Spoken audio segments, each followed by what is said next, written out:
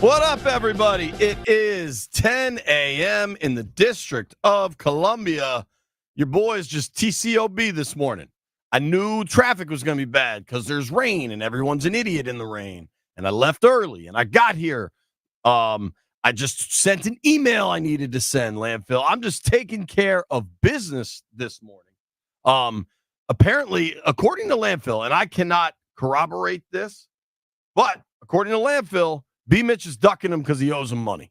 That's how I understand it. That's what Landfill has told me. Is that accurate, Landini? Yeah, BMitch isn't here. He is afraid to show his face around me because he owes me $5. $5. Yep. Now, listen, I know Brian pretty well, a man of his word. Jeff, come get this $5 and I'll cover him. And that way, wow, you could show your face again. All right. If you're on the stream, I'm holding up Abraham Lincoln right there. AB, baby. No top hat. Jeff is going to take it to Landfill. BMitch, you are covered, bro.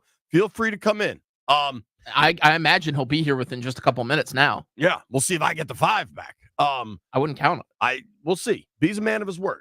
What I know is traffic's god awful. For whatever reason, the tidal basin was incredibly backed up, which is the way I come, and I believe the way Brian comes most times. No pause. I'm talking about driving. I don't know what was going on. I seriously think there was an issue. You know how, like, on the mall, like the national parks, all the, like the MLK Memorial, all the memorials there, a lot of times they have horses walking around, like cops on horses. You know what I'm talking about, Landini? I swear, I'm not even like joking about this. I think there was like an outpouring of horse poop on Independence Avenue. There was, maybe it was freshly cut grass, but there were these giant piles of like what looked like poop to me. Maybe it was grass, maybe it was mud. I don't know. But I think, I legitimately think the traffic in Washington, D.C., the capital of the United States, may have been impacted today by horse poop. I don't know. Maybe if there's a traffic reporter that knows more than me, I'm all ears. But there was something in the road that people were kind of nervous to drive over and were driving around, and it slowed down the traffic. And I kind of think it was horse poop. Do what you want with that information. Good day yesterday. Got to talk to a bunch of players out at Commanders practice after we got off the air. I got to say, a couple guys that stood out to me just for their sheer size. Frankie Louvu, the linebacker pass rusher that they signed this offseason, he's a big fella, like big, broad shoulders. Not much of a talker, kind of man a few words types. But I asked him, knowing Dan Quinn's history, especially in Dallas, especially with a guy like Micah Parsons, and nobody's making a Micah Parsons comparison, so everybody relax with that, all right? But, I asked him, hey, do you know how you're going to be moved around? Like, are you going to be a versatile chess piece? And he's like, man, I just want to do whatever coach asks. Like, he seems like the perfect. If somebody's calling in, Jeff, take the call because they may be confirming the horse poop on Independence Avenue. Maybe they're not. I don't know. But maybe people might be calling to tell BMitch they met him at Home Depot in 2003. Who knows? But Louvu stood out to me. Zach Ertz and Landini, let's be real about Ertz. Like, they're giving him an opportunity here. Ertz has not produced at a high level, I would say, in a few years. But him with Kingsbury, and like Dan Quinn talked about this, Kingsbury talked about this, Anthony Lynn has talked about this. Like, they have a lot of guys on this staff that are former head coaches that are like kind of coming together. And this could not work. Like, I don't want to pretend like everything's just going to work because they've tried a strategy, but they've put a staff together of dudes that have something to prove. And I kind of like that. Zach Ertz talked about a chip on his shoulder. Jeff, do you have breaking news on the horse poop? Yes. So shout out to our guy Tommy in Vienna. They're having mounted police training from groups all over the country, and they were marching through that area of the tidal basin and things this morning. So I'm probably right that there's just horses pooping all over the place, and that's why traffic sucked. Yes, Wow. it's a poopy day. Landville, I got to be honest. I say a lot of wacky things. Yeah. I meant this. Like, that's what it seemed like the problem was. Mhm. I never thought that would be accurate. I have something that might be considered a hot take. Okay. Maybe pick a different location for horse training. Or a different time. Yeah. Yeah. You know Rush what? hour in one of the busiest parts of the city. In the rain? Nah, not then. Now, they do have, I think my boy Peter Stewart worked on the project. They do have like giant stables down there now. They build out these like huge stables. Listen, I'm no expert, and I don't know much about horses. I'm gonna be totally honest with you. I had one step on my foot once, and we've kind of gone askew, me and horses. My sister likes horses. She rode horses as a younger woman. That the space on the mall right there, pretty high value. But a lot of people come to look at cherry blossoms and protests and the Washington Monument. Like, is that where the horses have to go? Because you know what happens in the summer in Washington? Landfill, are you aware of what happens in the summer in Washington? Lots of stuff. It's hot Mm-hmm. and it's humid. And when you get that hot, humid July air and 8,000 school buses from Nebraska, because everybody in the Great Plains has to see the World War II monument, and all those horses are just pooping all over the place. You know what that's going to smell like with those stables? You know the hottest and worst smelling place in all of Washington, D.C.? Do either of you know? There was a tidal basin? Nope. No, where's that? It's uptown. Blue Plains? That's bad.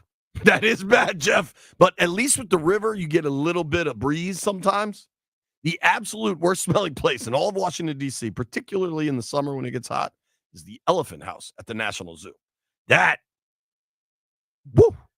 Monkey House, not great.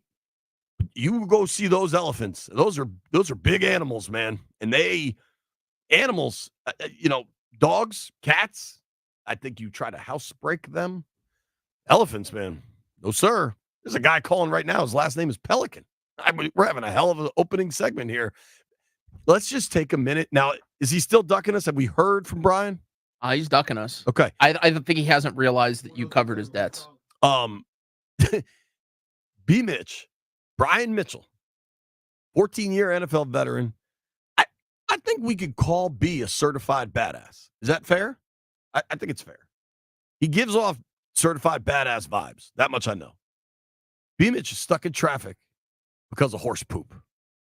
There's some great comedy in that. Do we have a horse poop expert? The guy who's actually hosting it is on the line. The guy who's hosting what? The North America. Let him say it because I don't want to butcher it. I just is know the guy's name Richard Pelican? Yes. Okay. Pelicano. Hello, Mr. Pelican. How do you do? It's Pelicano with O. I Pelican just with said O, that. dude. The O's didn't show up on the call sheet. I didn't hear you. Sorry, Mr. Pelicano. How you doing? How you doing? Hey, so we, North American Police Equestrian Council, hosts all these visiting police horses from all over the country. They're from San Diego, Border Patrols here, California, Dallas, Texas. It's Police Week, and the Police Memorial Day is the 15th of May every year. So they had over 100 horses on the 13th down at the mall for the Candlelight Vigil, and they're down there this morning again.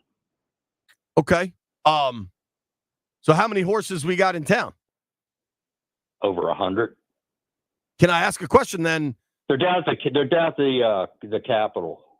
That's where the ceremony is. Did they come up Independence Avenue and poop everywhere? I don't know where they pooped. I could tell you they stage over near the Polo Grounds and they ride down to the mall because they got to park all these horse trailers somewhere. Yeah, listen, man. I obviously support the police and the mounted police, whatever, the equestrian police, whatever we're calling these folks. Is there a way to not do it at rush hour in a large American city? You're killing me, dude. They got to be down there at a certain time. That's all I can tell you. Okay. Yeah, this has been going on for a long time, back in the 80s. Don't some of this is nothing new. Now I've seen this, I believe, in like Central Park, where they have like the little horse poop catcher. Can we deploy those? Is that not possible? That's not possible. It's not a big deal. You know, people get that stuff and they put it on their gardens. They certainly put it on the street. Well, Mr. Pelicano, I appreciate you calling, and I hope you enjoy the training and the services, and thank you for what you guys do. Yeah, dude. While I got you, hey, thank you. Hey, by the way, yes, there's a police horse show the 16th and the 17th.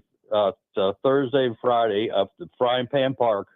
And it's open to the public. Anyone wants to come watch them while and I've go got through you, their thing. That's in Virginia. While I've got you, sir, how's the police horse business going? Like are there as many police horses now as there used to be? Because I imagine, people are driving cars most of the time. The horse, is it a dwindling? Like, listen, dude, I work in radio. I know about dwindling professions. How is the horse police business? Well, it's actually increasing. It sometimes it comes and goes with budgets. A lot of times, police agencies will see, oh, look at all that money here, let's cut them. But there's a lot of them that are picking up more horses. Border Patrol's got a huge mounted unit, and they've got nine of their officers are here this week. They came all the way from down the border, San Diego, down that way. All right. And we have units from California and Dallas here too. All right. Well, thank you, man. Appreciate the call and good luck this week in the horse show and everything. Thanks. Okay. And thanks for all you guys do. I love your show. Been listening to it forever. Say hi to BMitch. He's here. Say hi yourself. What up, man? How you doing? Hey, how you doing? Hey, I was the one that commented a couple of years ago that you got to have JP take a singing lesson because he's killing me. Thank you, sir. He definitely needs that. I can't wait to break the news to Brian that. How did this start? Were you late because of traffic on Independence Avenue? Yeah. Well, actually, 66 was horrible all the way. I got to right at the bridge. What the bridge is called? Like coming over the Potomac or the little tidal basin joint? Independence. Then you go make the right on Independence. It took me from Constitution to get here. I got there right 9:43. Okay. So I've been That's a half with hour it for 30-something minutes. Do you know why the traffic was so bad on the tidal basin and around the National Mall? No. Are you prepared for a world that the reason it took you a half hour to go 2 miles is because there's a horse show in town and the road was covered in horse poop and people were like driving around it? That's what the delay was. Just drive through it. Bro, put the horses on the grass. Like, there's got to be a better plan for horse. Apparently, the nice gentleman that called in, Mr. Pelicano, it's National, what do we call this? National Police Horse Week? I think it was raining. That's why the traffic was hectic for me. I didn't see anybody going around stuff. They were just slow. Man. Just a lot of traffic. There's also a theory, B, and I don't want to be the person to tell you this, but I feel kind of indebted, I suppose. The boys in the aquarium think you're ducking landfill. Why would I duck landfill? I got $5 for landfill. I pay my bets. Well, see, the difference between me and the other people around here, I pay my bet. What was the bet? Caitlin Clark? She's supposed to score. If she scored one more point, landfill was all worried like hell. So I fell asleep on the game. After she scored 7 in the first half, I just figured I got $5 for him. And then she came back. She scored 13 in the second half. Landfill was worried like hell. Landfill, were you sure? And Landfill, did you stay awake and watch an entire WNBA game? I watched about 90% of the Sun Fever game. I have a little coin thing, like a little jug. I put all these coins in. I took $5 worth of pennies, and I was gonna break it to you. Oh, I would have But then I decided not to be petty. Here's your money. Well, I was a little nervous because I pre-spent BMitch's money. What'd you buy? Like the world's smallest bottle of champagne? Yeah, I bought a little bottle of champagne. Ass is what he is. Yeah. To celebrate my victory over BMitch. Now, the Mystics lost in their season opener last night, but they did cover, for those that are interested. Brian, I also know you're a man of your word, and I covered your debt with landfill, so you didn't feel embarrassed to see him. So that's now my $5 bill. He paid you? Why would he pay you? Give me his money back. I pay my debts. Wait. Rather than just handing me the $5, you want No, landfill to give me because my that's your $5 money. 'Cause back? see, I probably put voodoo on this money. All right, Jeff, bring that $5 bill back in See, here. I put Jeff's eating a voodoo on this mango money. this Nope, morning. nope. He talking about voodoo. I'm not touching no It's money. only for one person, Jeff. All right, It's specifically for landfill. all right. Listen, someone owes me $5. That much I know. Hey, don't think you have to pay my bets. Dude, I thought you were ducking him. I thought that's why you weren't coming to Jeff, work. Do I duck anything? We said you were a badass. I mean, here's the things that happened to Brian Mitchell today. He was late for work because of horse poop, and he was ducking the landfill. No. I was late for work. I don't know about the horse poop. Because I walk in, I'm like, what the hell are you talking about, dude? But ducking landfill, hell no. Okay. Listen, man, streets are talking, B. The streets are full of crap. It's literally Yeah. horse crap. I'm just saying, B. You never late until you had the old landfill $5. First of all, Yo, just saying. if I owe landfill money and I'm ducking, I don't come at all, right? I came to work. Well, that's why with the $5 That's in why hand. Jay. That's why I Jay covered- With the $5 in hand. And Jeff looking like a big dark highlighter. Jeff does chill look out. like a highlighter, and he's eating a mango. Look It's a like very damn weird start highlighter. of the What day the hell are for you Jeff. talking about? Today's an exciting day, though. The whiteboard has been here since last year's scheduled release day. We're going to That start. tells you somebody did not miss it. That's right. We're going to Nobody start. cares about it. We're going to start working on the whiteboard. It is NFL schedule release day. It's been made official now that 2 games on Netflix. I didn't think about this, but our friend PFT commenter, who's going to join the program today at noon, said, "Yo, I think they put the Christmas Day games on Netflix because when you're watching Netflix, the one thing it's really hard to like go back to your cable and watch something else. Like it's just a clunky lag. They're just trying to assassinate the NBA's Christmas Day slate. Oh, they did that last It's already year. over. They already did that. It's already over. Listen, man, football, basketball. More people gonna watch football. So we're gonna have breaking news with the schedule all day. Hopefully, I'll be able to pick a couple of these off. You've also got this senator from Montana. Ass. Well, dude, apparently all he wants is for the team to honor the family that made the old logo. I think it's political grandstanding. I think it's a bunch of crap at this point. If they hadn't honored him in all these damn years, why now you gonna make a stand on it? That's a good point. He's a fool. But he does have an old Skins helmet at the Senate right now. Look at this picture. I wish somebody had a slingshot and just pop him right in his forehead. All right. Our buddy Brendan Porass going to join us next. PGA Championship preview. I got to tell one really quick story, Landini. Exciting news. Our friend Jordan Giorgio is getting married in Italy, right? My wife and I have been talking about it. We finally bit the bullet. We booked our flights. I had a bunch of credit card points. Really excited. Flights are booked. Went and checked. My passport's expired. You're listening to BMitch and Finlay. Hey, everyone. It's Brian Mitchell here. And it's Autism Acceptance Month, and we're making a difference together. So join me as I bike to the beach to support local autism organizations. Come out on Friday, August 2nd, and join me for the 25, 50, 70, or 100-mile ride to Dewey Beach. I'm doing the 100-mile ride, so anybody that wants to bite off that, try it with me. Ride with me or donate to our team to help us hit our goal. This ride is designed for all riders, so bring your crew and help us raise money for autism awareness.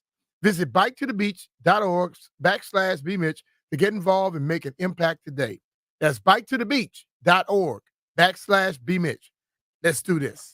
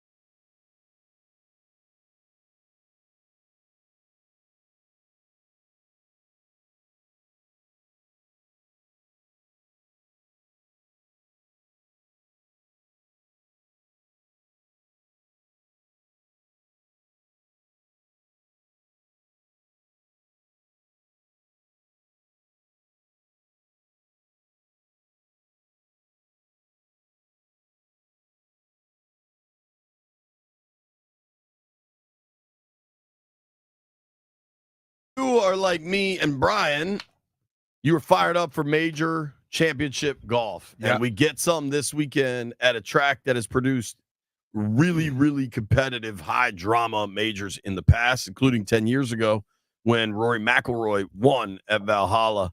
Helping us get ready for it is our guy Brendan Porath from the Fried Egg. You can follow Brendan at Brendan Porath, Porath. Brendan, I read the email this morning. I get Fried Egg 3 times a week.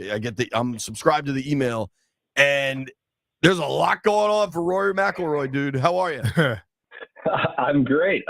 Maybe better than Rory. I don't know. I didn't win $4 million or whatever on Sunday. I don't know, but yes, there's a lot going on for Rory right now. Thank you guys for having me. I love the new cadence of the men's majors. I guess newish. It's about 5 years old, where we get one a month really from April. That Masters wait to the U.S. Open mid-June used to be sort of interminable, but now with the PGA here and all the storylines we got, it should be an awesome week, really starting with Rory. So what do you make of, he just won last week at Quail Hollow. He's great at Quail Hollow because you got to be a bomber, and he is. Mm-hmm. Monday, the news comes out he's getting divorced. Now he's back at a major championship venue where he's won before, and it's a bomber's course also. Pressure has been released. That's an angle. I mean, people are saying that. The last time he won a major, I don't like. We can't play armchair psychologist a lot, and maybe we put too much weight into this. We'll probably do the same with Scotty Scotty Scheffler. Now that he's had a kid, like how much weight has he slept? Is he throwing off his game in 10 days all of a sudden because he had a kid? But with Rory, the last time he was sort of at his peak was shortly after breaking up with Carolyn Wozniacki. As soon as he broke up with her or called off their engagement, their wedding, he went on and won the BMW PGA, the Euro Tour's biggest event, then won 3 straight times that summer, including 2 majors. I don't know that there's probably just not a cause, just correlated.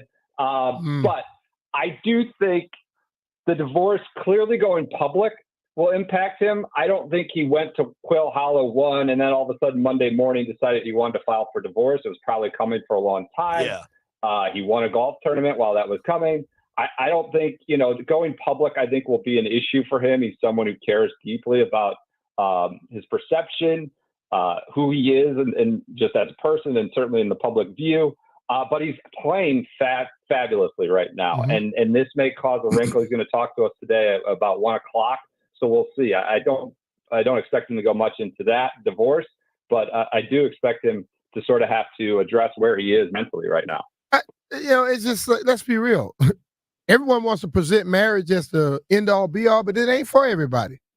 Some people, relationships is not for everybody. Well, think about what we were talking about. They got a young daughter. Yeah. And his schedule, he's on the road constantly. Yeah. Like that's a natural friction point. Kids, men love their kids for the most part. And some dudes out there that's absolutely stupid.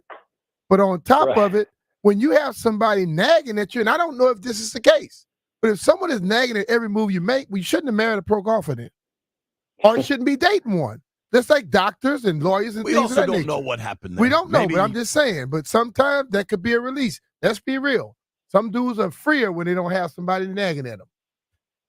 Yeah, these guys are all, they're mostly young. They're making a ton of money. They have everything at their fingertips. They're on the road a lot. Like, who knows? It's probably very hard to stay married. It's probably hard to, stay married, to carry on married. It's more challenging. I don't know if I'd say marriage it's harder. is challenging without being a pro as golfer. It is. Yeah. And then I think probably having a kid, makes things, it changes the dynamic.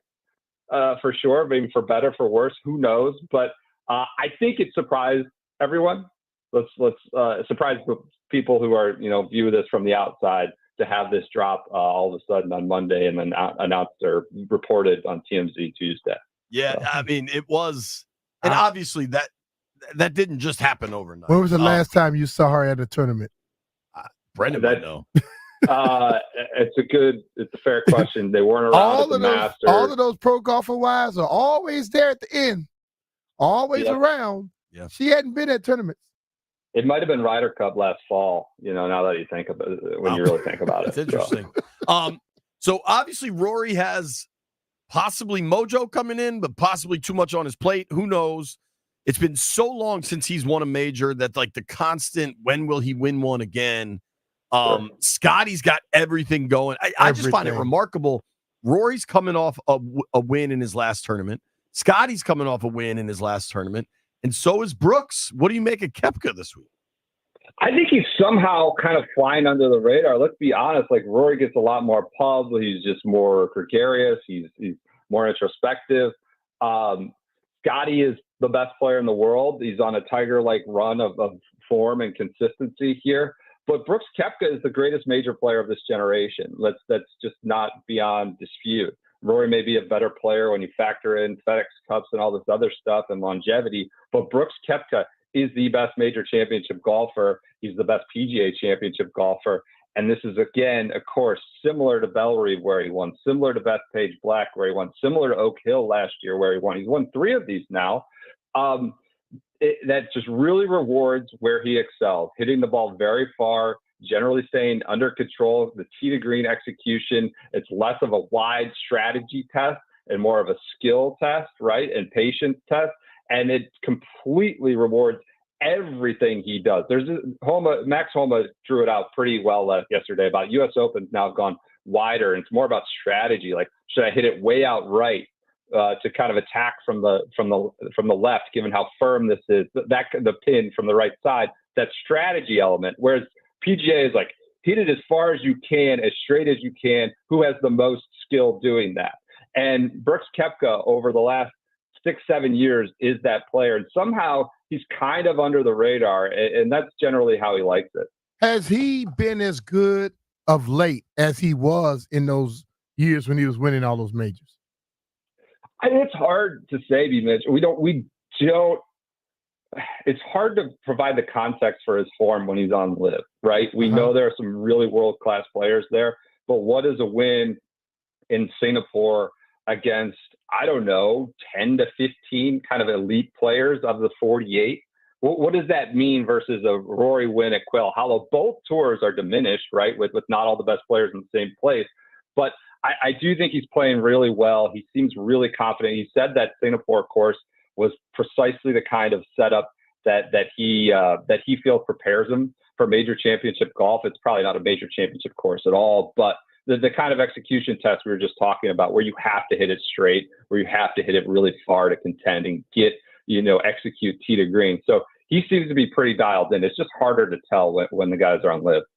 Let's zoom out, Brendan, from Rory, Scotty, Brooks, because those are the 3 front runners. Who else do you like? It's crazy we just kind of forget about John Rahm. I thought Rahm's comments yesterday, it sucks that the LIV stuff is still going on. I thought Homa was so good. He's like, golf fans shouldn't have to deal with this stuff. And I agree with him.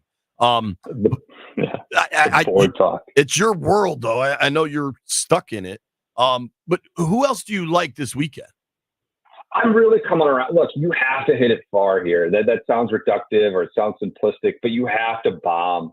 You have to bomb it. There's just too much of an advantage when you're coming in with a high lofted club, a wedge versus, a 7-iron or 6-iron. You have to hit it far.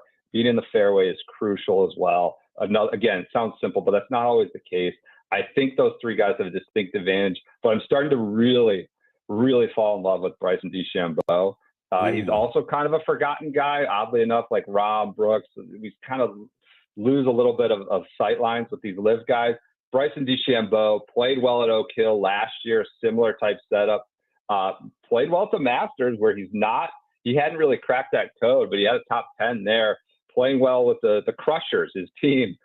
He's playing well on LIV. Joke. But obviously, we know he nukes the ball. He crushes the ball.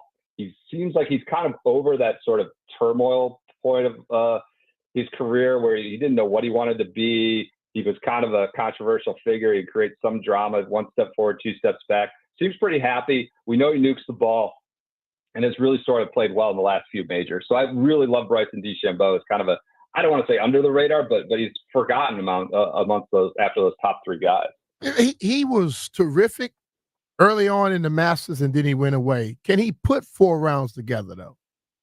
It's a fair point. I think the PGA is much, much more suitable to Augusta National for his game, his history. Again, I'm leaning pretty hard on him really coming out of nowhere almost at Oak Hill, had shown no form, hadn't shown the ability to kind of get back to being that major player that he was. And this is a really sort of similar kind of setup, similar sort of test to that Oak Hill one. I think he's playing well and happy again. I really like Bryson. All right. I'm going to put a little pressure on you now. Uh-oh. I am up. We did this last time. I am up in my golf pool right now. This is now the beginning of the third round. I had the second overall pick. I took Rory. Then by the time it got back to me, there's like 20 people in this thing. Shout out to my guy Eric Ansari. By the time it got back to me, I took DJ. So I have bombers so far. Okay. I'm on the board. Some options here. It looks like Finau might be an op. No, Finau's gone. I think I can get Sungjae Im. Doesn't Corey Connors bomb it?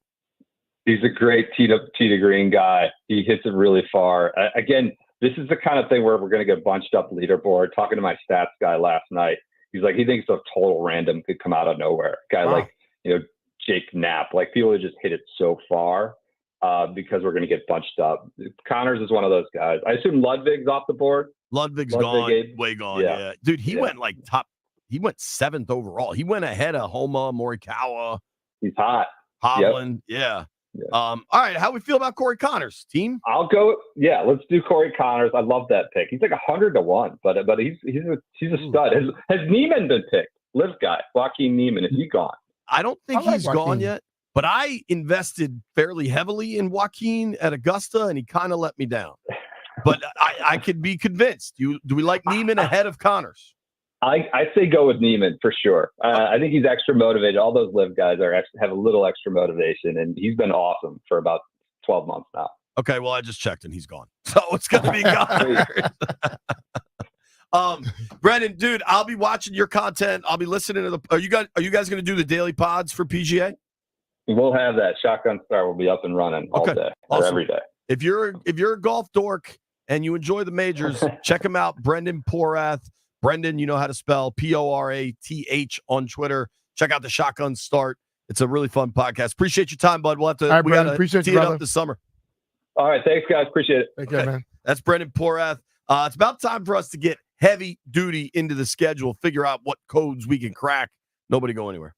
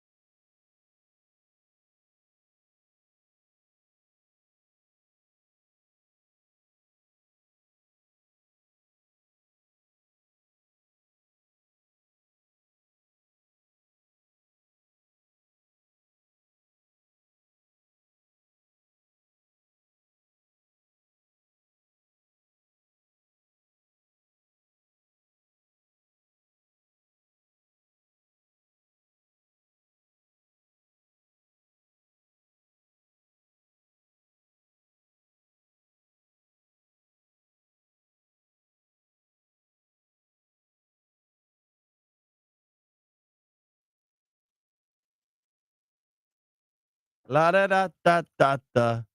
What's the name of this band?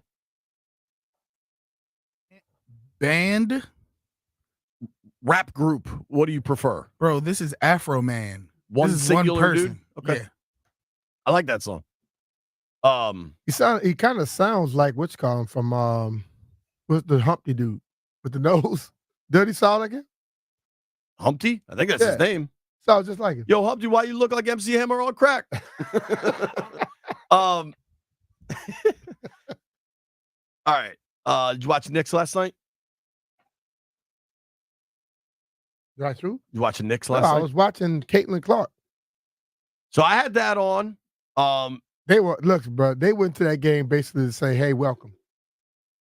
They were playing rough D. early. They were roughing her. Yeah. You know, She can shoot, though, dude. she'll get used to it.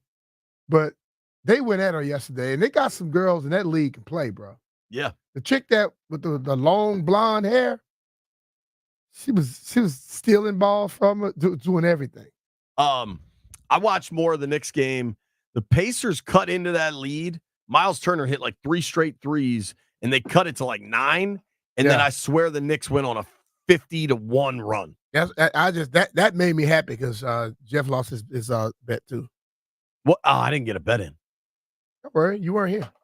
I would have bet the hockey, and I would have won. You I would would have cheated, you and I would've, would have passed. but you didn't, and you weren't here. And you know they don't give you any help for not being here. I'm and your aware phone of- cut off short on you. I'm aware of the Your phone rules. caused you to lose. Today, though, is NFL schedule release day. And to celebrate, we got an early Nats game. But after that, Grant and Danny are coming on live from D-City Smokehouse starting at 5:30. They're live until – how late do they go? Just their show? So they're on until what, 6:30? Yeah, I think Denton and Linnell are on afterwards. Denton and Linnell take over until 10. All right.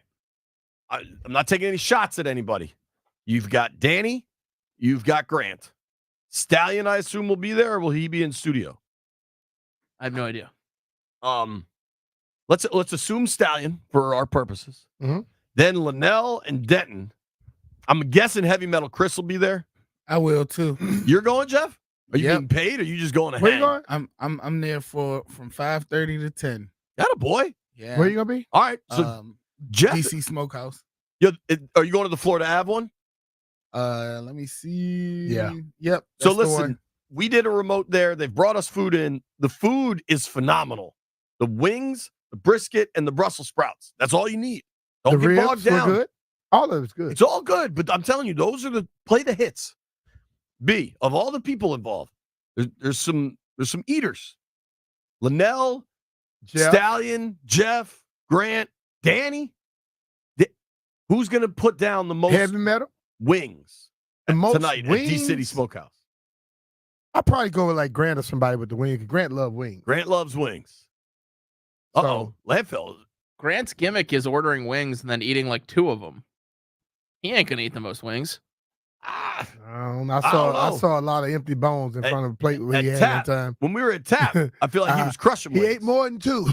So who's your pick then?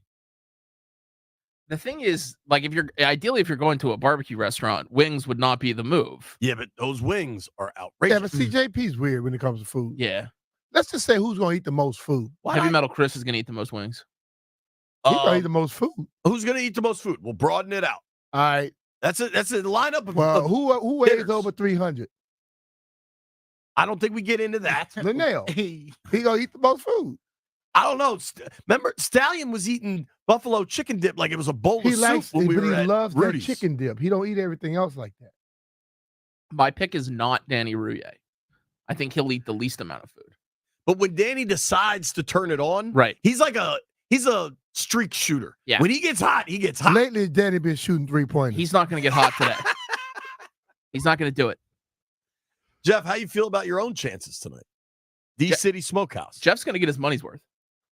Nah. Hey, Jeff gonna try to get something to take home. Exactly. Jeff, Like Jeff, a woman? Jeff's whole way is when I go to a place that's serving food, I need to have 2 meals. Did he when I take leave. food home with him from the Rude Yes! event? Hold on. They offered it to him though. I was about to say and I it wouldn't was turn it offered. down. Yeah, I was gonna say, 1, you're crazy to turn down free food, especially good free food. And 2, I hate seeing food go to waste. Even if I don't eat it, I pass it to like the homeless people that's on the street. Like, Well, You're like Santa I Claus. guarantee you, not a homeless person got a piece of those ribs. oh nah. So who's your pick tonight, Jeffrey? Oh, it's definitely going to be. It's between Heavy Metal Chris and Linnell. And Linnell is going to be talking during his time, so I gotta take Heavy Metal Chris because That's a good point. he's working a remote and he could just sit back, Let me ask eat, you a question. relax. He has Are an there extra going 40 to minutes of be eating time cameras every at hour. this remote, No cameras. so they don't have to worry about that. Grant Somebody Danny else has to talking, stream. they could be eating. They got me streaming from a field. Grant and Danny should be at least streaming from the remote. Oh, they'll probably be streaming, but not Linnell and Denton. Put Linnell and Denton on. It's scheduled release night. It's like a national holiday. Denton's gonna eat mostly Brussels sprouts. No. I'll confront him over that when he comes on. I'll be honest, man. I don't know what Denton eats. If Those Denton Brussels told you he sprouts was is good. vegan, would that surprise anybody? No. It would. I see him eat meat all the time. There's nothing that could surprise me about Denton. That's all I'm saying. Is that is a weird dude. Not That's semi. a weird dude. Weird. He's a little weird. When you look at Denton, you try to figure out what he's about. You go, I can't figure it out. Neil Greenberg joins us next.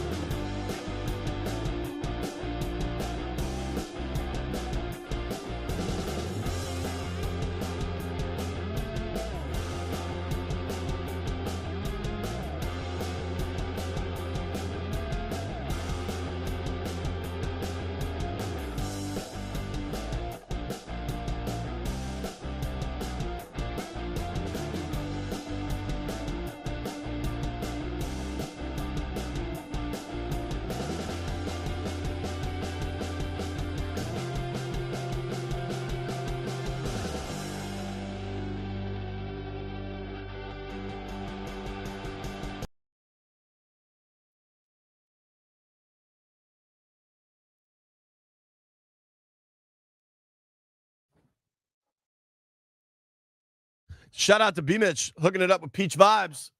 Landfill, who's this before I go to Greenberg? Neil will know who it is. Motorhead? No.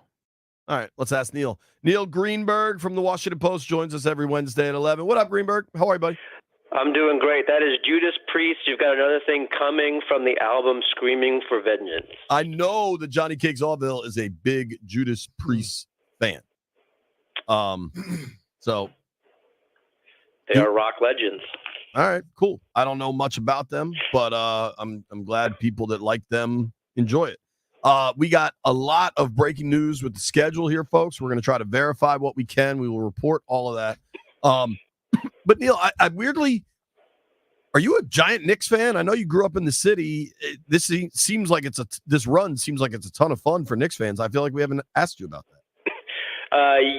I grew up a Knicks fan. Now, obviously, I am not biased in any way as a journalist. But yeah, I mean, growing up in Queens, my team was the New York Knicks. I did have a connection to the New Jersey Nets as well. And I don't know if you've heard of the scorekeeper there, Herb Turetsky, did like 10,000 games in a row or something. Never missed like one scoring game for his daughter's birthday. I was friends with his daughter.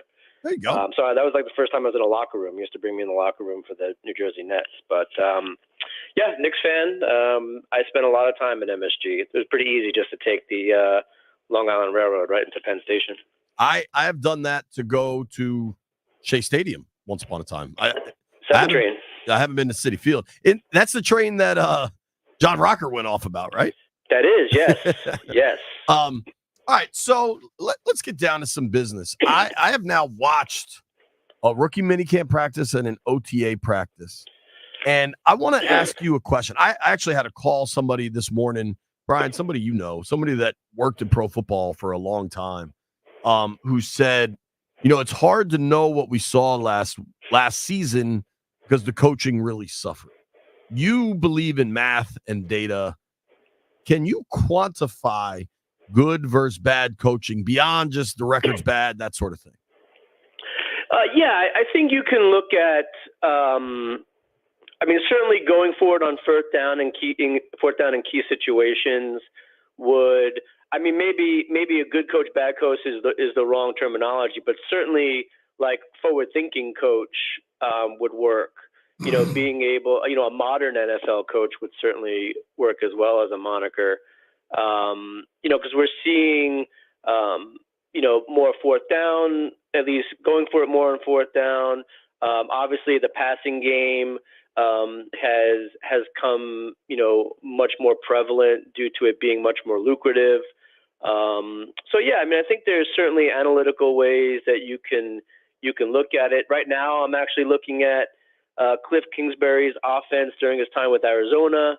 To kind of get a sense of did he pass more often in like, 1st and 10 or, an inherited first down as opposed to like the first down of the drive, that sort of thing. So there's a lot of different ways that we can go about looking at the tendency of coaches. And, obviously it's a little bit different with him being an offensive coordinator, but my guess is you don't bring a guy like, Kingsbury in if you're not going to let him have the keys to the car. About the leadership qualities, does that play into effect? No, that's something, and this is what we've talked about before. A lot of times these all-in-one metrics, there are so many things that we can't capture. Like we can't capture, someone's presence in the locker room. We can't capture the desire of someone. Let's say they're spurned by their original club and then they go ahead and sign with the divisional rival, right? Like that type of stuff, we just can't quantify. I would think, leadership, it when you see it, right? Like, when you're in a room with somebody, if they have command of the room, if they're charismatic, if they're able to build people up. There's, look, I've been around a lot of people, coaches, managers, salespeople, like, they'd rather tear people down, but there's a certain subset that really pump people up. Mm-hmm. You you see those people from a mile away. With Kingsbury's offense specifically, I asked him, he kind of talked about having to go not slow, but like there's a distinct approach to bringing more onto Jaden's plate.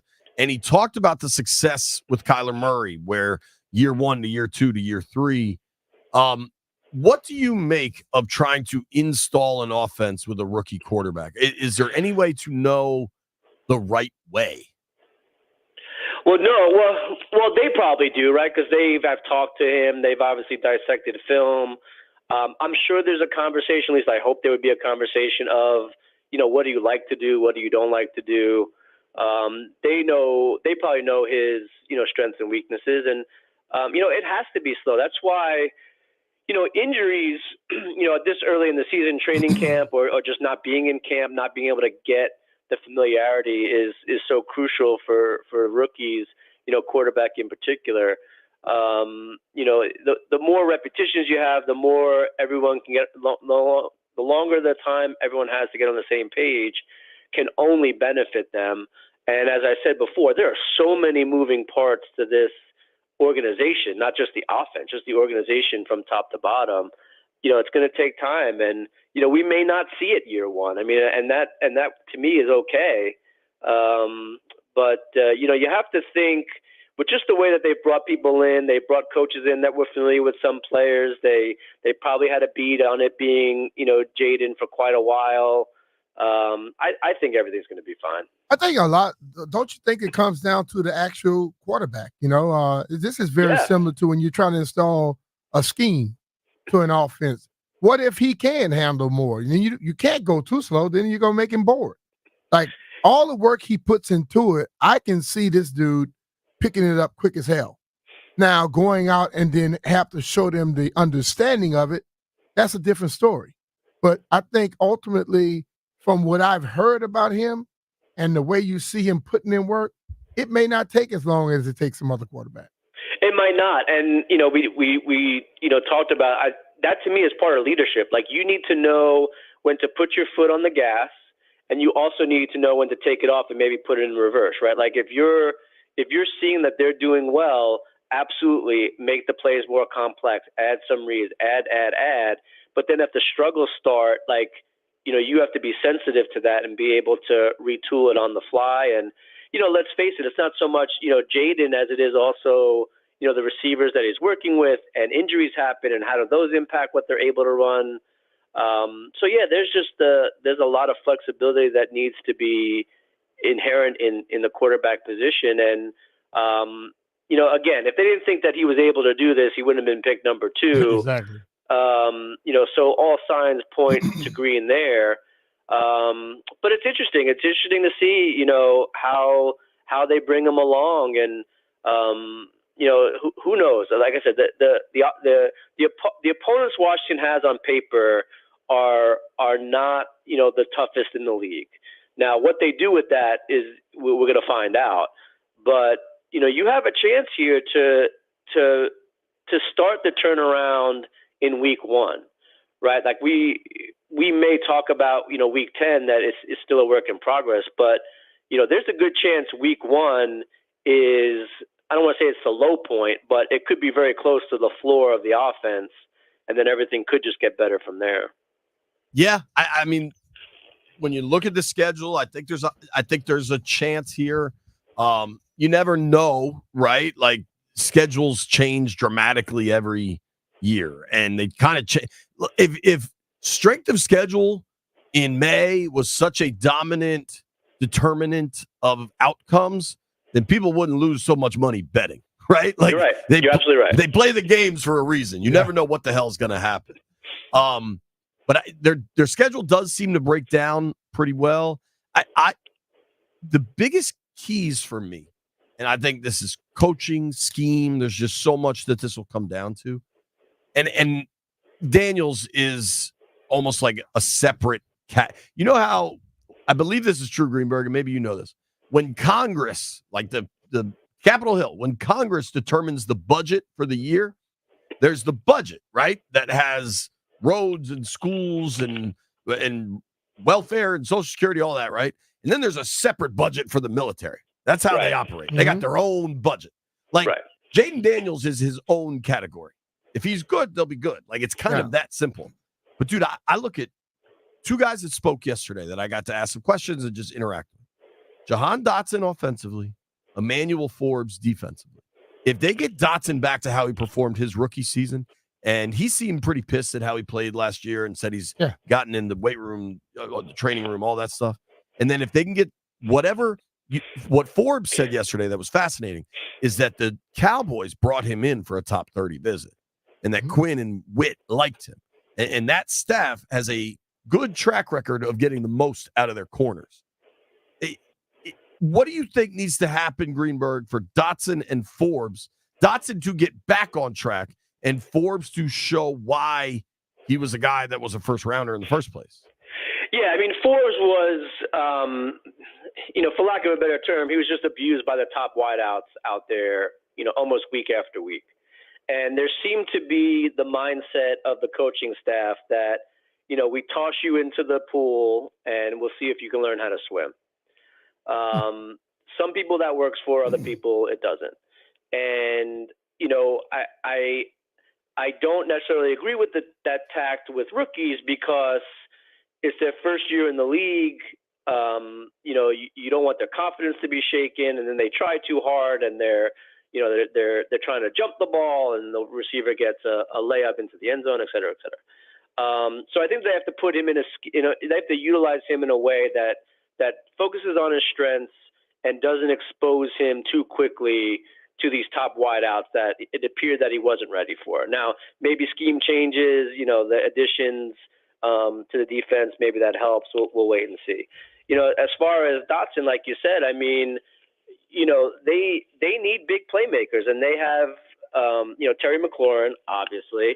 And if they're able to have Dotson, do what he's capable of doing, it's tough to find a better wide receiver duo in the NFL, right? Like if we're talking about potential, that potential, that ceiling is very high. It gives Jaden Daniels a lot to work with.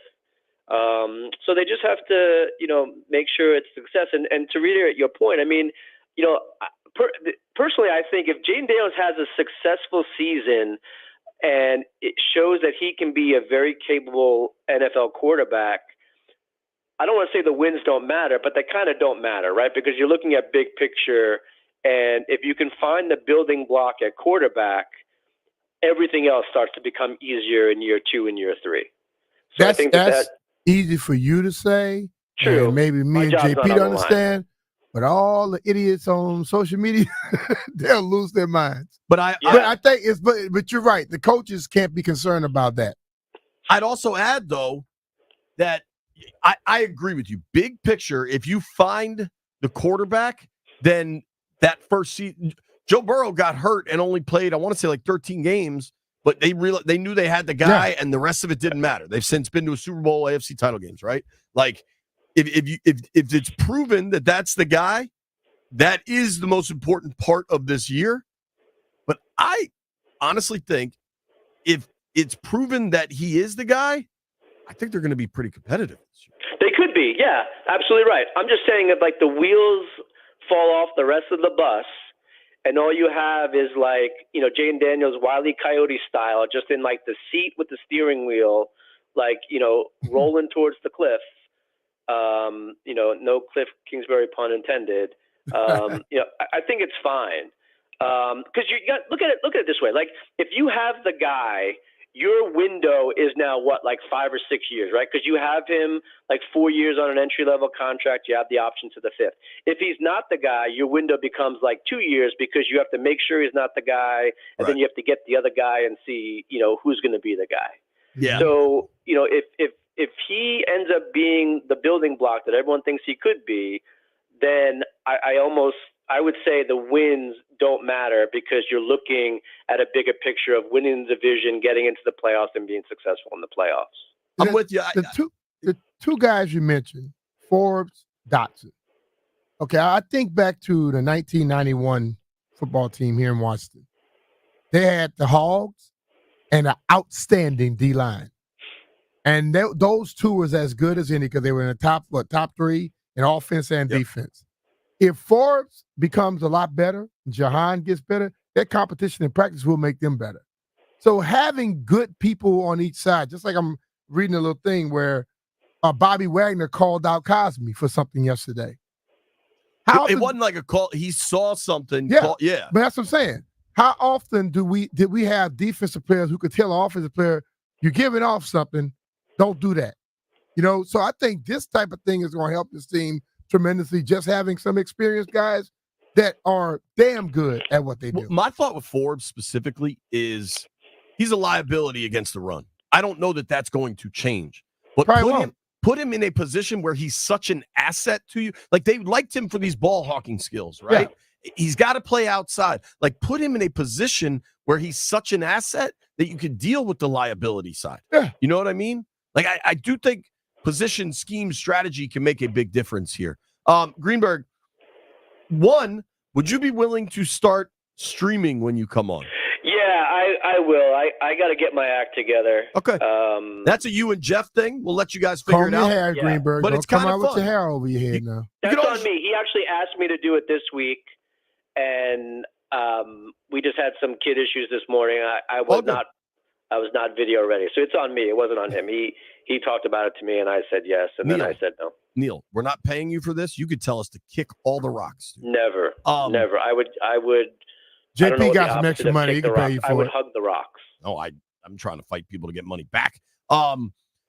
Here's the other thing. My man Ed D on the stream says, Neil, give us betting props, please. So what do you got? You got any PGA? You got any hockey? You got any pucks?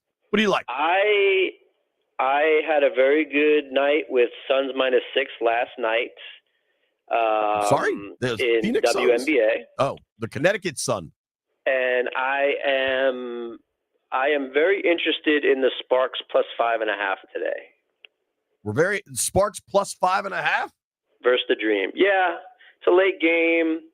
I think there's some value there.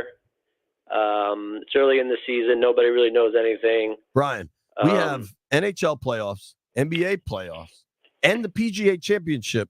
And Greenberg's pick is Sparks +5.5. DJ. You got to go where they ain't. You like anybody in Valhalla? You mean like a Valkyrie? Pardon me? I mean the golf tournament. Yeah, I do. I like Brooks at I think you can find like 16 to 1. I invested. I threw a lot of money around betting on the Masters and did not do well. So I don't know if I'm playing any winners. I might just play like top 5s, top 10s. I would take him for top 5. I think you get like 3.5 to 1 on him top 5. That has value to me. Appreciate your time as always, buddy. I know. Right. Appreciate you, brother. Love you guys. Talk to you soon. 11:45. We are giving away tickets to Nick Swardson, very funny comedian. Coming up next, the leaks are happening. It's like a house with bad plumbing. Schedule leaks all over the place. We're going to get the whiteboard out. Nobody go anywhere. Tired of those lackluster cooling systems? Well, it's time to switch to Ruud and feel the difference. Thanks to the IRA Act, you can score up to $2,000 in tax credits on select heat pump systems. And Maryland residents, there's exclusive rebates from Ruud just for you. Personally, I've upgraded to 3 Ruud 18-series inverted heat pumps to stay cool at my house. And Ruud keeps me comfortable, whether I'm chilling at home with the boys or just hosting game day parties. So beat the heat this season and visit Ruud.com. That's RUUD.com. See why they're the MVP of cooling. And remember, if it ain't Ruud, it ain't right.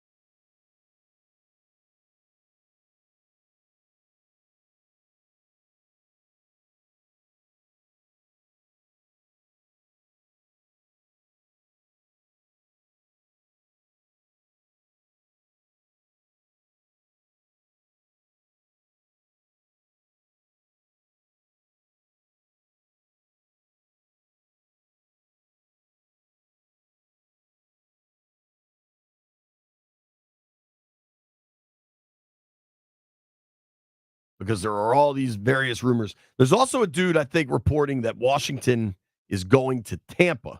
Yeah, so I saw that. for the opener. This is from Aussie NFL, again, who I don't know that much about. Has the Commanders going to Tampa for the opener and then home against the Giants in week 2. There's a lot of stuff that's just going to get reported. I don't know the veracity of all of it. But here's what Ben has done. So we know week 1 will not be Browns, Cowboys, Ravens, Eagles, because the Cowboys are playing the Browns, Ravens are playing the Chiefs, Eagles are playing the Packers in freaking Brazil. And now we've got all these rumors of other teams' first games. So it appears, we don't know any of this, that the possible opponents for week 1, Arizona, which would be on the road, Chicago, which would be at home, Cincinnati would be on the road, the Giants could be either. Bucks is on the road, Titans at home. Bucks on the road, so. And some dude from Tampa is reporting that it's going to be week 1, Washington at Tampa week 1. Yeah, I saw that too. I wouldn't mind getting Tampa personally in like December. I wouldn't mind it in week 1. Yeah, but I'd prefer it when it's cold here and it'll be warm there. What? You're not gonna be outside too much, but for the game, Maybe I'll have outdoor dinner Saturday night. My reasons are better. I get to see my grandson. Sure. So we got a lot coming in, not a lot official. How many, Landini, primetime games do you think they'll get? How many primetime games do you think they should get? I think everybody gets at least 2, I believe. I think it'll be 2, and I think they should get 2. What do you think? Jaden might get him 3 of them this year. A lot of people think the Caleb-Jaden matchup gets primetime. And, hell, they've put Bears-Commanders on Thursday Night Football 2 years in a row. There's plenty of reason to believe you'll get it one more time. Jeffrey, how many? I'm going to say 2 to 3, because you know how, like, when it gets to the back half of the season and maybe like to be determined or team or games could get bumped to different times.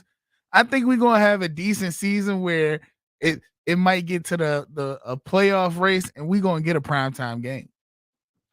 Yeah, I mean, late in the year, things can get moved around. I mean, it was only 2 years ago that they were flexed into Sunday Night Football for a game against the Giants that had playoff ramifications. Now, they lost that game, but, like, last year was awful, but it wasn't that long ago they were getting flexed in. Apparently, the Eagles play the Falcons week 2 Monday Night Football. So we got to start our not pile of things that it will not be. One thing we are not doing right now, but doing in the next segment, is giving away Nick Swardson tickets. Nobody go anywhere.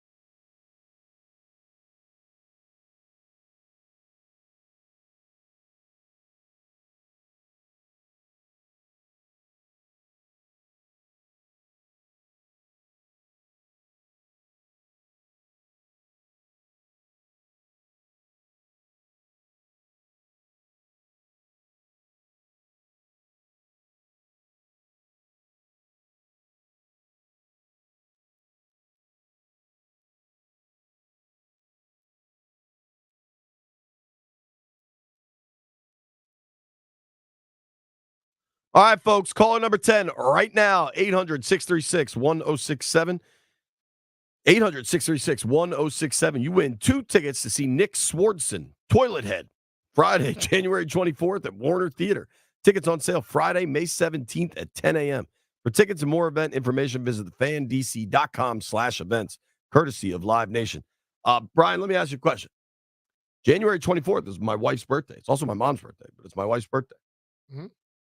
You think I should get everybody tickets to go see Nick Swardson, Toilet Head? Like your family, you mean? Yeah, I'll take the Yeah, whole go crew. for that. See if that works. You think a 5-year-old could go to Toilet Head? You might get toilet head. They might beat you up. My brother's birthday, the 25th. There you go. There you go. All right, more and more leaks are coming in. Be easy on assuming all of these are correct. I'm usually able to pick off a couple of games. As of now, they are being super tight with this stuff. I think the league has really tried to lock the schedule release in and make it this big event for NFL Network tonight. Yeah. They want to make sure that they can have the biggest impact for them, not no one else. The YouTube folks can see the stream. We've got on the stream. You can see the whiteboard we've got working. There are reports that the opener is on the road in Tampa, week 2 against the Giants at home. Week 10, I tend to believe the week 10 Pittsburgh Steelers coming to town. I gotta be honest. I hope by week 10 the Commanders are doing pretty well, because otherwise it's gonna be a lot of terrible towels at FedEx. Oh yeah. Remember that they took over that one night. They know, listen, man. The thing When about the Antonio, they have as many steel bars here as any other bar. yeah, They all over the place. it is kind of crazy how, like, I don't want to say the smallest markets, because probably the Bills is a smaller market and maybe Kansas City, but Green Bay is obviously the smallest market in the NFL. Like, for folks that don't know, Green Bay is not Milwaukee. Like, it's not like they just call it by a different name. It's like 2.5 hours north of Milwaukee. It's a tiny little town. Green Bay and Pittsburgh might be 2 of the smallest markets in the NFL. They got to be towards the bottom. And I think them and maybe Dallas are the biggest fan bases in the country. Mm-hmm. Like, there's Steeler bars wherever you go. There's Packers fans wherever you go. It's pretty remarkable.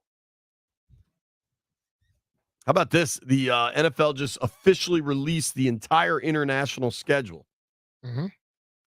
Eagles, Packers, Sao Paulo. We know those days we won't be playing those guys on ours. Exactly. So. November 10th, week 10, Giants, Panthers from Munich. Won't be the Giants. Or the Panthers. Yeah. Playing both of them, right? Yeah. October 13th, which should be, what would that be? Week 6, probably, maybe week 5. The Bears are playing the Jaguars in London. So it won't be them either. So we're starting to chop some wood here. Starting to get some information and kind of build this thing out. B, how many primetime games you think they get? 3. You think they get a Sunday night, kind of the showcase? A Thursday night one, a Monday, and a Sunday. Thursday, Monday. You think they get a Sunday? Yeah. Wow, that's the big boy. They're going to find a way to get Jaden on Sunday night. And you never know, that Chicago game, him against Caleb. That's a great possibility. I feel like that's an awesome Monday. I don't know if they get to Sunday. Sunday's heavy duty, but hell, I mean, Schrager was saying that they might get the opener. They might get Giants Commanders on the opener. I almost don't want to ask you this because I know you well enough. Do you care how embarrassing primetime games have been for them going forward? Would you rather they just play Sunday 1:00? No. I like different times, and I think eventually you got to get over that hump, and you can't constantly be worried about it. But didn't they win a primetime game last year? Early on, we thought they were going to lose. They started 2-0, but those were both Sunday 1 o'clocks, right? The opener was the Cardinals, and then at Denver. I can look. I did pull this up earlier. Denver wasn't a 1 o'clock game. It was probably 4 o'clock here, but it was 1 o'clock local there. It wasn't a primetime game. It was just they were playing out. They were played out west a few different times. So at home, they were afternoon games. The only primetime game I remember off the top of my head, they definitely did not win, and it was that embarrassment against the Bears. That was a Thursday nighter. They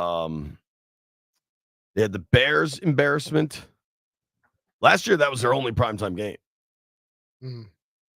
Kind of understandably. Well, but then they had the Thanksgiving game, which is certainly a national broadcast. That's definitely embarrassing. Also an embarrassment. Remember the score in that Thanksgiving game? 40-something? 45-10. Yeah. What was more embarrassing? 37-3 to the Bills? 40-20 to the Bears? Just say all. Remember, what was that score at halftime? To me, the halftime score of the Bears game is by far the most embarrassing, the low light of the season. It was 27-3 at halftime. So when anybody questions, why'd they get rid of this guy? Why'd they get rid of this guy? It was 27-3 at halftime against the Bears. Landfill, do you fear Monday nighters? I don't fear them, but I would prefer that all the games were at 1 o'clock on Saturday because I'm an old man now and I don't Sunday? like it. You want them on Saturday? Sunday. Okay. I'm old now and I don't like it when things start at 8 o'clock. It's too late. Okay. Jeffrey, do you fear primetime? Not at all. I love when the world see our team on the big stage. Now we're going to actually compete. Jeff says it's time to compete. You know who always competes? PFT commenter joins the program next.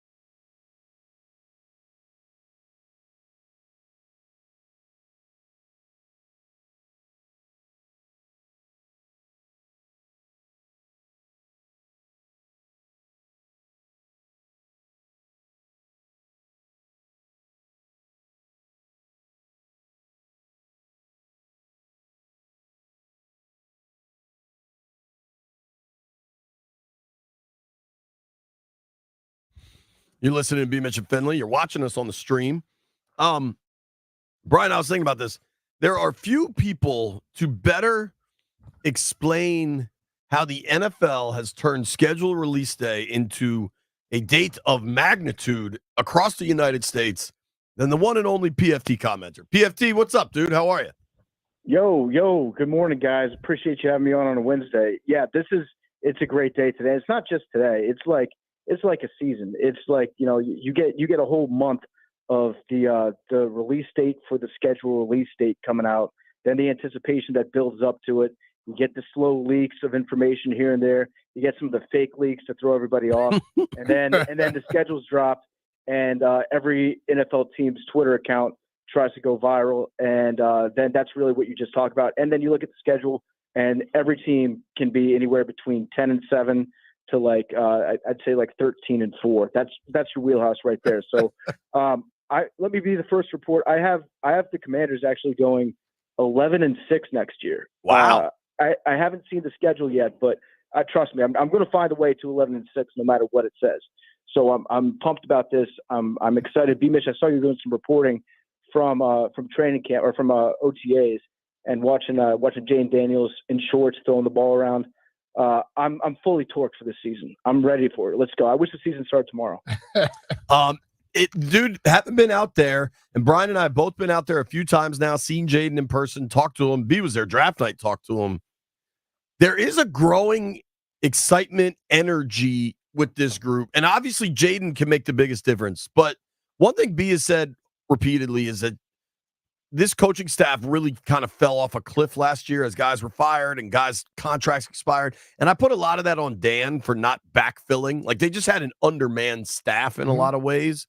But as somebody that's not here but loves the team, how excited are you for the new staff? Have you come around on these dudes now? All right, so I don't get all the local news like you guys do. You guys here, you probably spent like a week and a half talking about Dan Quinn's T-shirt, which I love. Like that's pure, local sports talk radio. I love getting into nitty gritty with that stuff. So I don't get to absorb all of that like you guys do. I'm out here in Chicago, so everything is Caleb Williams this, Caleb Williams that. So what I've just started to do is listen to Chicago local sports talk radio, and I've got like a mental find and replace in my brain where when I'm listening to the radio, every time I hear the words Caleb Williams, I just substitute in Jaden Daniels for that, and I get excited about having a new quarterback of my own. So I'm learning to cope with it in different ways, but in terms of where we're at right now, I'm actually going to say thank you to Ron Rivera. Thank you to Ron Rivera. Like the last few weeks of the season, when he put on that masterclass against the Rams, and he figured out a way to just burn, 4 minutes off the clock inside the 1 yard line. That was an unbelievable. That was awesome. Thank you so much to Ron Rivera. I don't know if it was intentional. I think it was intentional. If it's not intentional, then he needs to have his head examined. But in the moment, I was mouth agape, staring at the TV, just screaming, "What are you doing? What are you doing?" Because you want to win the game while you're playing it. And I think that we talked about this too before some of those last games of the season, where it's like when the game is going on, you want to win it. You're rooting for the burgundy and gold. Mm-hmm. But in the big picture, you really want to lose these games. And I'm just so thankful that Ron Rivera was our coach. So thank you to him for showing up and doing whatever he was doing for that last 2 months of the season, because it's put me in a place where I'm pumped. I'm ready to go. The coaching staff seems like they're having fun. It seems like there's a lot of energy. That's what I've noticed in the videos that I have seen. is I think Dan Quinn, he just hires guys that he wants to wrestle behind the scenes. And so it's like the Dan Campbell method. It's just like if you're going to draft somebody or you're going to hire somebody, hire a dude that you think would have your back in a bar fight. And I feel like that's what Dan Quinn's up to. And the videos that I've seen coming out of the optional practice or the rookie drills seem like there's a lot of guys on the team that want to put on pads and step out there. And I like that energy. It's like a complete 180 from what we were dealing with last year. I know it's early, but what do you think would be the biggest difference with this team this year, based off of the things you've heard? Biggest difference. I mean, I'm hoping that the water works inside FedEx Field. I'm hoping we figure out the shower situation. Although, think about it this way: Tom Brady's hinted at maybe coming back. I know we got Jaden. Maybe if we want to let Jaden sit for a couple games and learn behind one of the best. Tom Brady hates taking showers with his teammates, so get him into FedEx Field. He's going to love that place, and he'll be ready to go. But I think that everything about the team is going to be so different. There's I can't even pick one. I'm watching a lot of highlights of all of our second round picks this year. I think that our secondary has a chance to be a lot better. If you watch what happened in Dallas and what Dan Quinn's able to do with that defense, obviously Micah Parsons, he's a big X factor. He's just wrecking shop there. But everything about the defense is designed to put the defensive backs in winnable situations. Last year we had Forbes trying to cover some elite receivers one-on-one downfield. We know how that turned out. Not good.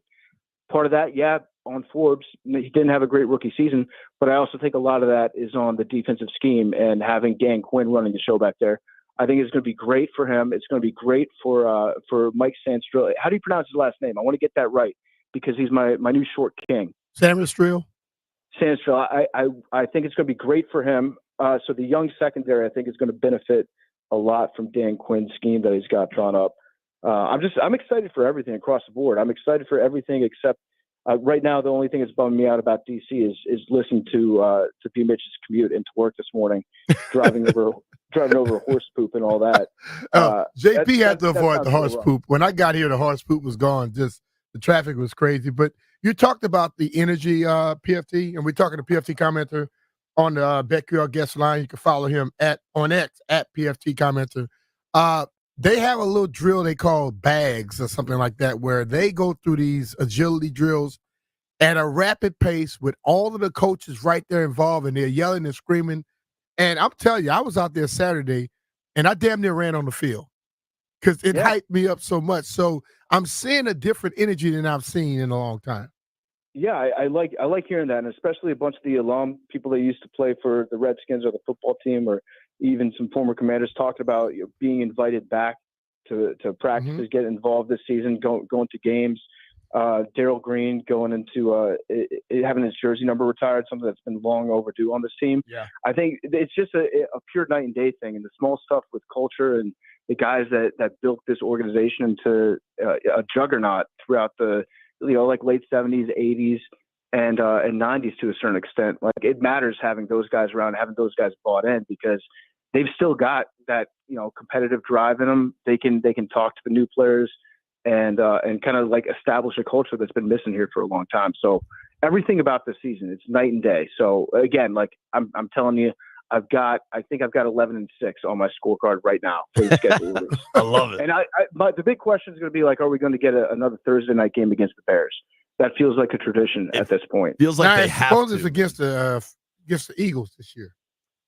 Oh yeah, you think we're getting a prime time against the Eagles? Supposedly, I think up there, week 11. Yeah. Okay. Yeah, I was looking at some of the dates that came out. Obviously, the Monday Night Football, Aaron Rodgers, it's a redemption tour for his ankle, and having him going up against Leonard Floyd in the first Monday night game of the year, that's going to be interesting. I hope he carries an American flag out on the field again, run that back. And then I saw the Germany game. I think now we're officially even for World Wars I and II by sending the New York Giants and the Carolina Panthers over to Germany. I feel like let's call it a wash. At least point. World War I. We'll call that even. Yeah, World War II's got a lot going on. Yeah, World War II, maybe. Yeah, we'll get there at some point, hopefully. But yeah, that's just a brutal game to send over to Germany. Dude, we're talking with PFT commenter here on the BetQL guest line. I do have to say, as much as So we have Nate on every week, and you know Nate very well. Nate's clearly nuts. But he's he's already written a blog. Jaden Daniels is going to the Hall of Fame, and Brian and I are like, dude, let's not put pressure on this young man. That said, watching Jaden and talking to him now, he's a cool customer, dude, and he looks really damn good. And you want to temper expectations. How hard is that for you, or is it a little easier being out of the market and not necessarily like seeing everything all the time? I think it's a little bit easier being out of the market, but it's really Jaden Daniels, him coming around at this time. Don't get me wrong, I'm very excited. I don't know if I'm putting the gold jacket on him just yet, but that's good for Nate. I like that Nate's doing that because that's what Nate does. I wouldn't want him to be anybody else but himself, and that's his thing. And I know he like believes it right now, and he's into it. So good for Nate. So I'm out of the market, so I don't get every single detail about every single pass, but I did watch, I think, almost every single game that LSU played last year. And I mean, this guy's awesome. He's really, really good. And my expectations, not just with Jaden, but just the future of the franchise could not be any higher than they are right now, which is, I fully recognize I'm setting myself up for some serious heartbreak here. But I mean, there's just everything feels different. And like Dan Quinn, I'm even at first when we were going through the coaching search process, and I was, listing out the guys that I think that I would have liked in DC. Dan Quinn was, I think he was for the record, he was number 1, just in case anybody asked. but I think in reality, he was like number 4 or 5 on my list. But again, I'm an idiot, and I sit on the couch and watch football. I don't play football. So I could very well be wrong about what my desired order of coaches is in an off season. But everything I've seen from him and everything that I've seen players say about him makes me think that he's actually a good fit right now for this organization and where we're at right now. So expectations could not be higher for me. Dude, I totally agree, honestly, that wasn't wowed by the hire, but the people around the league that reached out to me as the process was going on, and this is coaches from all over the league, unsolicited too. Like they texted me just to say Quinn is the perfect leader. He's the perfect guy to kind of change that thing over. And I found that like really interesting. And so far seeing it, listen, man, right now, what I always say, if you look ugly in your senior prom photos, you're just ugly. Like right now, everything should look good, right? Like it's May. Nobody's fumbled or thrown an interception or bungled a challenge call, but the vibes are really good out there. And I think Quinn is a huge part of that. Yeah, easy there, Drake, with the high school photo looks judging. But yeah, no, you're right. Like everything looks to be really good right now. I think that, that's the season for this, right? Like having expectations, being optimistic about everything. I feel like we go through this every year, but it does feel very different. I'm not deluding myself into thinking that this is just, the off-season Ashburn syndrome. I do think that no matter what, things are going to be different from this point on. I think they're going to be a lot better. I don't know that they're going to be a lot better, but I think that they will. And everything tends to be pointing in the right direction right now. So I'm very excited. I really am. Like I have not been this excited about a football season probably since RG3's rookie year. I think that's probably the last time that I was like this gung ho about it and ready to roll. But yeah, I can't wait. Sundays can't get here fast enough. I think when you look at the coaching staff that he put together and the quality of people that are on his staff, that tells you a lot about him. Per se, and I think everyone that says Ben Johnson, I don't know if Ben Johnson would have got all these guys to come here. He probably would have gone more with younger people that he knew, giving them a first chance, and we wouldn't have been as excited about the rest of the coaching staff. Maybe him, but not the rest of the coaching staff. Yeah, and Dan Quinn's the kind of guy, like you can look at his coaching staffs in the past. He had Kyle Shanahan. He had LaFleur, I believe. He had Slowick, all these guys. McDaniel. Name another guy that can get all those coaches under one coaching staff besides Dan Quinn. I can't think of one off the top of my head. Certainly no one that's ever been in DC. So he's been in the league for a very long time, and he's well respected. And you're right about that. Like Ben Johnson definitely doesn't have the network. He would probably bring a couple guys with him from Detroit. But his network obviously isn't as big and as deep as Dan Quinn's is. So overall, I think everything's been super, super positive with Dan Quinn.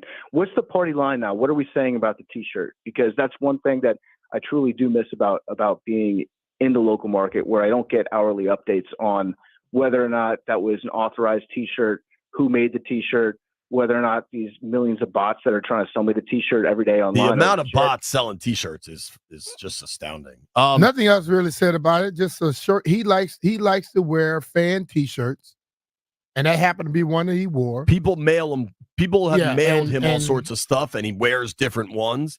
Like the day before, he was wearing one that had this like cool hail design, but nobody cared because there weren't feathers on it. Yesterday he was asked about it, and he said, I'm trying to figure this out, but I really want to honor the past here. He's really making an effort to let former players be involved, where the Rivera era kind of eschewed former players. That was like that before the Rivera era. Yeah, it was kind of a Snyder thing too. Yeah. So they're really trying to re-engage with the alumni. And dude, it was funny. Doc was on the air with us one day and said how much he appreciated the shirt. But Quinn also said, this has been a really good lesson for me. I've realized to kind of just stay out of this debate because people are psychos on both sides, and it's been totally co-opted by politicians. Like now you've got these like weird political groups that like get involved in the social media discourse, and it's just chaos and terrible. Yeah, listen, not everything has to be a culture war. I'm a big firm believer in that. Right. And I think him wearing that T-shirt was, like you said, like a nod to the team, because like it or not, that's what the team was for a long time, right? And so it's about those older guys and some of those traditions, which I think his heart's definitely in the right place. But I'm definitely going to send Dan Quinn some T-shirts now that I know that he just puts on fan T-shirts. We're gonna fill up his inbox with a lot of stuff over there.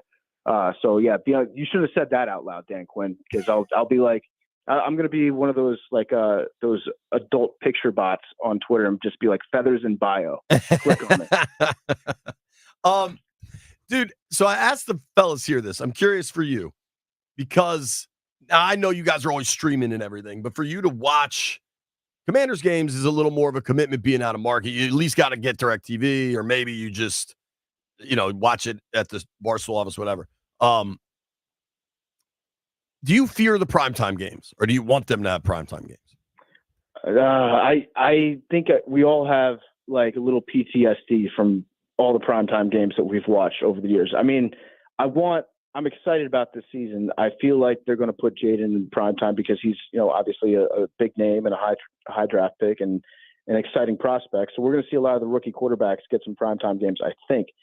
But to be perfectly honest with you, I'm fine going, 1 p.m. kickoffs. Like, feed me the 1 p.m. kickoffs. Have it buried with every other game out there. Let the fans watch it if they're in a place where they can get the out of market games. But the primetime standalones, the moment that flipped in my mind where I said to myself, I never want to play a game in primetime ever again as long as I live, was the swinging gate. The swinging gate play. At that point, I was like, this is too much for me.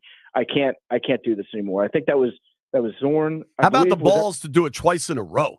I mean, oh my God, that was the most please fire me now thing I've ever seen in my life. Was Sherm Lewis the play caller in that game too? The bingo caller, sure. Bingo caller. Yeah. I think he pulled the same ball. He pulled like 0-4 twice in a row, and it was bad. But from that point on, I've always had that in the back of my mind. Like, I don't enjoy primetime games. But things can change. Right now this season, I would say I would be perfectly fine staying out of primetime as much as possible, and we'll see what the team does, and then I'll get excited for maybe some of those games next season. But the realist in me says we're going to get 1, maybe 2 this year. The ghosts of primetime past for Commanders fans are just beyond anything. Hey, can we talk real quick about the Wizards? I know that we very rarely talk about the Wizards when I'm on. For good reason. I've said for a long time that I think that the Wizards are the most irrelevant, like inconsequential franchise in all of sports now that the Arizona Coyotes are gone. I think that might be the Wizards. So I try not to fill my brain up with too much Wizards information. But I'm actually excited. I'm feeling the same way about the Wizards to a lesser extent than I am about the Commanders, because our new GM has a plan. He's a smart guy. It's worked for him in the past. He's had great results before. We've got the number 2 pick. Granted, it's not a great draft this season, But we were talking. Actually, Woj came into the office yesterday, and we did an interview with him. And I was talking before the show about the Wizards, who he thinks they're going to pick. His answer is what I've heard from a lot of people out there, which, I mean, it's not a sexy answer, but he has absolutely no idea what's going to happen in the top, like, 4 or 5. Right. It's wide open. And the reality is there's going to be a couple really, really good players that get picked. Just nobody knows who those players are right now. So I have confidence in our front office for the first time in a very long time for the Wizards. And, yeah, I'm excited to see what they do, how they manage to sort through the next couple of seasons. And, I mean, getting rid of the Bradley Beal contract, look like a genius now. So just by that move alone, I feel like things are trending upwards. I was not expecting you to say that, but I totally agree, dude. And it's watching OKC particularly, and then I think it's Dawkins is the dude's name that was like kind of the architect of that. And really, even these NBA playoffs, most of these teams now are homegrown, right? Like like if you look at Minnesota, OKC, obviously Denver, they let it's the NBA has changed from the Super League, the super teams, and I think that gives Washington a chance. Yeah, I think that it's going to swing backwards eventually. So I think the reason why the super teams we realize that that's not working right now is because a lot of the superstars that could make super teams, they got a little bit older. Like it or not, like Kevin Durant, probably not the same player that he was at one point. He's still really good, right? Really good, but he's not like, put a team on his back and win a championship on his own good. LeBron, he's getting older. He's 39 right now, and a lot of that generation, like Steph Curry, they're aging a little bit. We've got a bunch of young new superstars that are coming out and emerging in these playoffs in particular, and a lot of them are homegrown people that were drafted, maybe not even drafted in the top 2 or 3, but drafted, good draft picks by good teams with good front offices, and you can turn a team around. It's not going to happen overnight, but it's a process, and I think we're at least. I would check complete for year 1 of the process that the Wizards are in right now. Get rid of Bradley Beal, great move. Signing Jordan Poole in the offseason, great move if you're trying to tank for a season. He's the perfect person to have on your team. He's going to put up 40 shots a night. He's going to score, 30 points and feel like he's a superstar. And you're not going to win very many games, but you're going to have fun watching him. So I feel like year 1 in this process has been a big success. I'm actually excited about the Wizards. I love it. Maybe we'll see if we can get some Wizards swag and send it out to you while you're sending T-shirts to Dan Quinn. Dude, last thing, and I want to let you go. Listening to Biz on with you guys has made me a bigger hockey fan, and just let him know that I'm not quite like all the way to listening to Spittin' Chicklets, but when he's on with you guys is some of my favorite audio in the world. So keep it up. Yeah. Even if you're not a hockey fan, Spittin' Chicklets is a great podcast. So it's Biz, Ryan Whitney, and Rear Admiral, RA. And they're I think they might be the biggest sports podcast in Canada, but they do a great job. You see Biz on Turner. He's like the Charles Barkley of the NHL. And he's doing a great job over there. Although his mustache is a little concerning to me. I have to have a word with him about that. The porn stash is like a little bit too far. We get it, Biz. You're a horny guy, but you don't have to rub it in everybody's face like that. But yeah, the NHL playoffs have been awesome. They've been really fun. Yeah. And I think I like the Rangers, honestly. I think the Rangers might be the team to beat, as much as it pains me to say it. I'm trying to put the reverse jinx on them as much as I can. So the Rangers. Congrats to the Rangers, Stanley Cup champions. PFT, thanks for the time as always, bro. All right, take care, guys. Thank you, buddy. Great week. PFT commenter right there on the BetQL guest line. When we come back, I got breaking schedule news. Hey, it's Brian Mitchell here. The NBA playoffs have tipped off, but it's not too late to get in on the action with FanDuel. Because right now, new customers get $150 in bonus bets with any winning $5 bet. That's $150 to use on same-game parlays, live bets, championship futures, and so much more. There's no better place to bet all the action than America's #1 sportsbook. Just go to FanDuel.com/Brian to get started. FanDuel, official sports betting partner of the NBA. FanDuel Sportsbook, the official partner of 106.7 The Fan. You have to be 18 years or older and present in D.C. First online real money wager only. $10 first deposit required. Bonus issued as a non-withdrawable bonus bet, which expires 7 days after receipt. Gambling problem? Call or text 1-800-GAMBLER. That's 1-800-426-2537.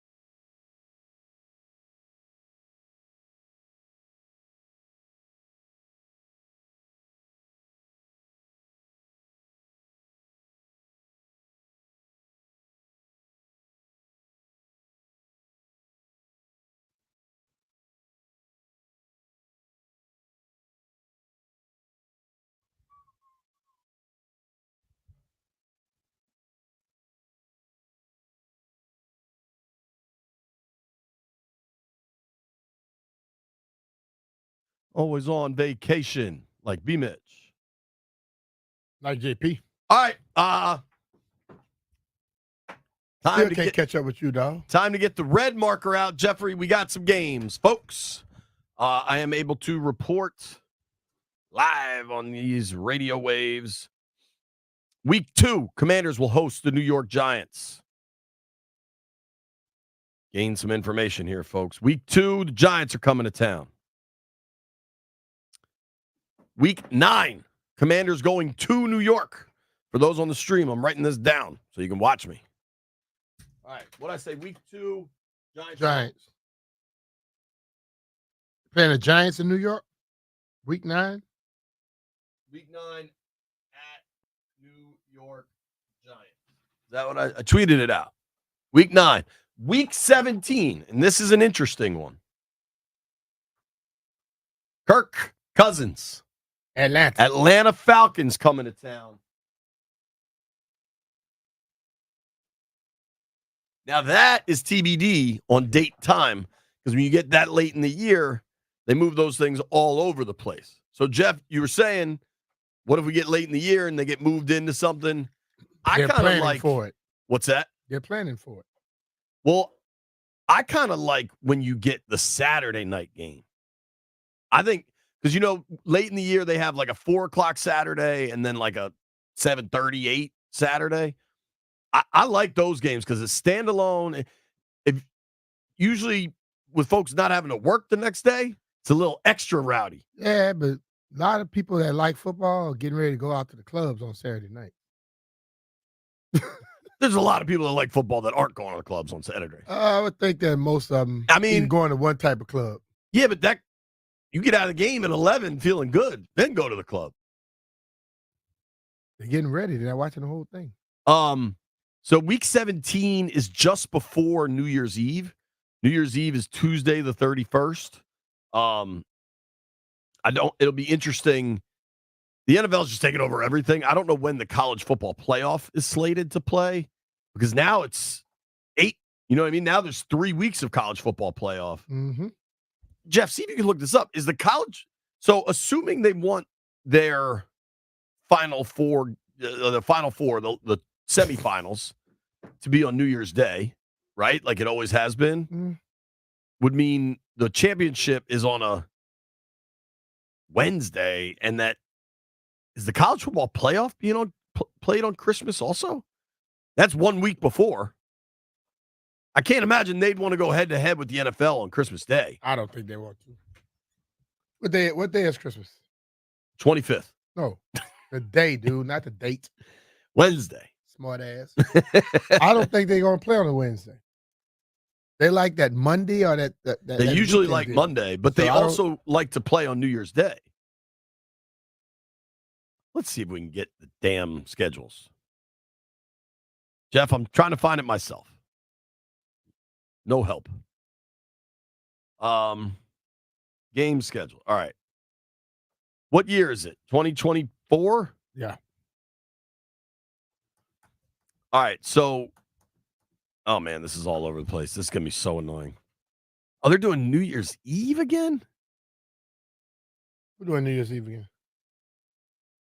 I don't even know how to make sense of this. 2024-25, they have the Cotton Bowl January 10th. The Fiesta Bowl is New Year's Eve.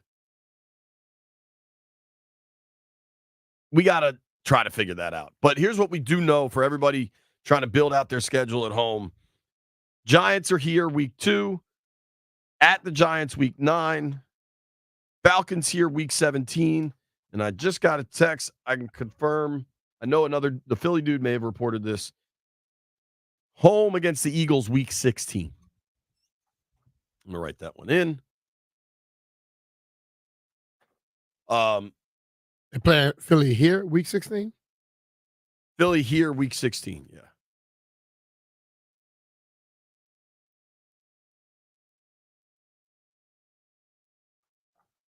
Landfill, something that you would be interested in. I don't know that this is possible, and I don't know how the schedule will break out. But it is my understanding that Washington plays the Ravens this year. Is that accurate? Mm-hmm. In consecutive weeks, in December, Washington will play teams with a bird mascot. Ooh. They play the Eagles and the Falcons. Mm. Do we know, has a NFL team ever played 3 straight games against teams with a bird mascot, Brian? I'm sure it's happened. In your days, do you recall? You think I remember every time we played 3 games in a row? And did I even care what the mascot was? I can't imagine you cared. How many teams have bird mascots, Landfill? Eagles, Mm-hmm. Eagles, Cardinals, Falcons, Seahawks, Falcons. Hold on, let's start. Eagles, Mm-hmm. Falcons, Seahawks. Cardinals, Ravens. That it? I got 5. 5 going once. I think that's it, right? Mm-hmm. That's it. I mean, I can't imagine a team's ever played all 5 of them in a row. What if they have? I mean, that's whatever Greenberg's working on, whatever numbers he's crunching right now, that's what he should focus on. All-time record against teams with bird mascots. Schedule release day is fun. As of now, it looks like one primetime Thursday nighter in Philly. On the 11th, week 11, Yeah. November 14th. That I'm not reporting that one, but that's been out there, and I heard something similar. Here's what I do want to do. I want to make time for this. Cliff Kingsbury talked yesterday. I thought if you ask Kingsbury a good football question, you get a good football answer. If you want to do the nonsense, he doesn't seem that into that. I like it. I don't blame him. We're gonna play Cliff I when we love get that back. part about him.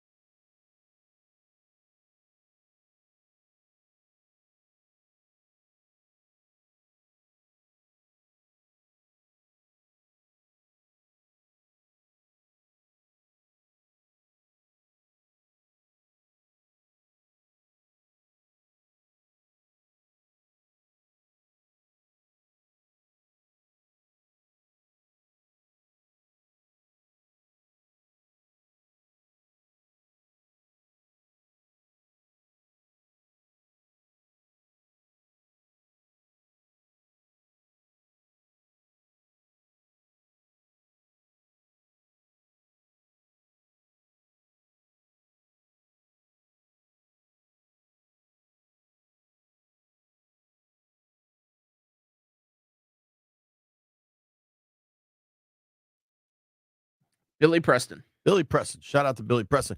Also, if you're watching on the stream, shout out to Jeff. Jeff, for whatever reason, has like 8,000 trading cards on the desk there. And I told him I was taking this one. So I got a Hulk Hogan playing card. I'd like to hang this up somewhere prominently. Perhaps, would you be all right, Brian, if I hang this just below the tutty towel? What? This Hulk Hogan playing card? No. Damn. Go put that in Chris Russell's room. Nah, man, I like the Hulkster. Well, take it home and put it on your mirror in the bathroom. Damn, B is aggressive. Yesterday, Cliff Kingsbury, Commanders' offensive coordinator, spoke. Really might be his first public comments. Was it? Kingsbury. It might be the first time he's talked since he was hired. I think he's done one presser. Maybe there's another one I'm forgetting about. But certainly the first time we've talked to Kingsbury, I believe, since they drafted Jaden and kind of have their roster together. Let's start with Cliff number 3, Landini. What he thinks of Jaden Daniels.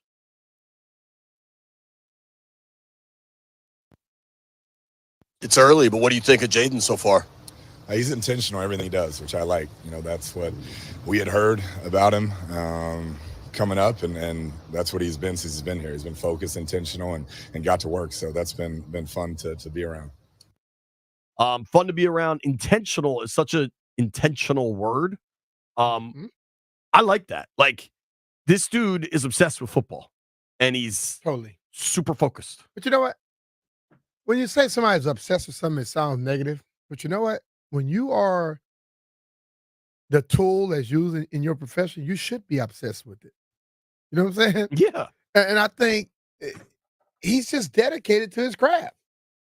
And that's how you get better every year. I mean, it's like, I know people, like, the word obsessed normally has a negative connotation with it.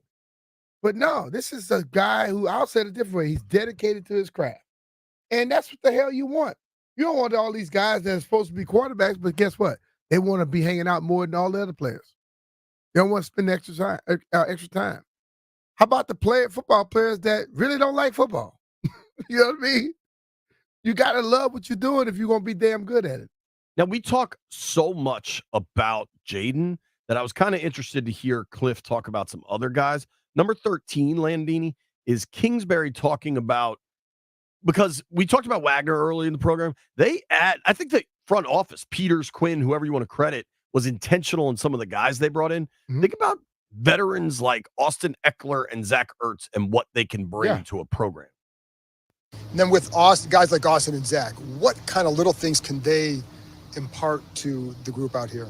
Yeah, they've seen the highs and lows. They've seen the good teams, the bad teams. And so just talking through what a good team looked like, what their standards were, their practices, how guys worked, and then the teams that could have been good and weren't, what were the pitfalls with that? So they've all been really good as far as sharing that, been open and been leaders, which is not easy to do when you come into a new place. But they've really embraced it, and I think the guys have embraced them.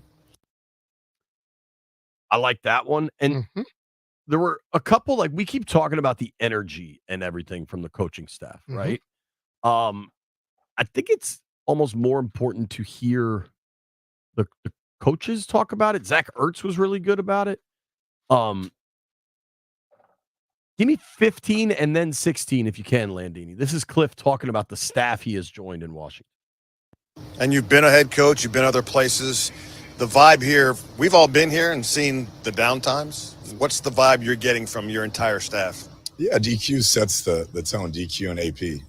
They want to bring positive energy, high energy, want these guys to want to be in the building and do the best job we can coaching. And so that definitely trickles down to all of us assistants and all the players. And so I've been really pleased and been really happy to be here and be around those guys because of the tone they've set in the building. The tone they've set in the building, it's top down, man. It's everybody's buying in. You see it. I mean, the ultimate thing, and I know we have looked at things, and we always, when we blame things, we said gone from the top down, which it does. But ultimately, if you have a GM who's about something, and he get the head coach about something, and then your O coordinator, your D coordinator are about something, you could win. Despite negativity at the ownership level. I think, but no, I'm saying in the previous years, if you had those other things, we've had a lot of BS at the GM and the head coach level. So that is what really leads your franchise as far as the football stuff goes. Right now, you got an owner who's top notch, who gives a damn about his team, and then he still has all those positive things in the positions that you need to have him at. So I don't know when, but I'm expecting things to be way better than what they've been. Well, you know, another thing, when we were talking with PFT earlier in the hour, if you want to hear our interview with PFT commenter, go rewind or whatever, go to the app, Odyssey app. We all acknowledge that Dan Quinn has built a hell of a staff. Mhm. You know what that also shows? Commitment from ownership. Because you know how you build a hell of a staff?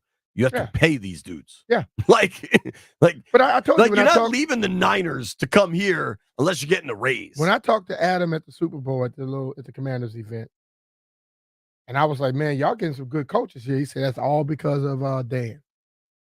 And I said, "What do you mean?" He said, "These people had relationships with him and knew him, and wanted to come coach with him.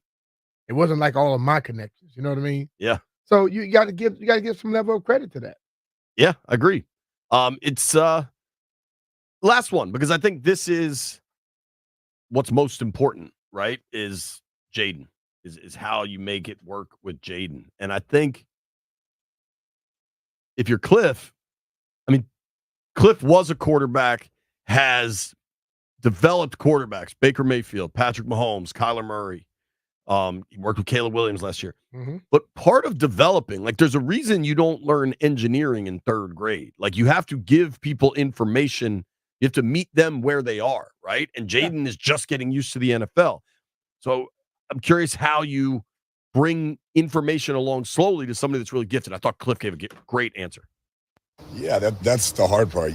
Over 4 years, when we first got Kyler, it didn't start out what it ended up year 4, year 3. It was we did things that we felt he could be really successful at, and then try to build and let him grow and us grow together. And we wanted to make sure I didn't start at some point that would overwhelm anybody. And I think that's, as an OC, that's always a tricky part. You have a lot of good stuff that you've collected over the years. You got to make sure it's simple enough that guys can have confidence and build and grow together. I really like that answer. And I also want to remind everybody that with Cliff and Kyler in year 1, Kyler won the Rookie of the Year.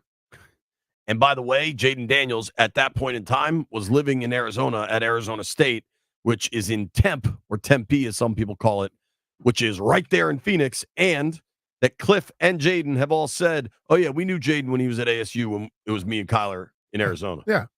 Entirely possible they hit the ground running, folks. Nobody go anywhere. It's BMitch and Finlay.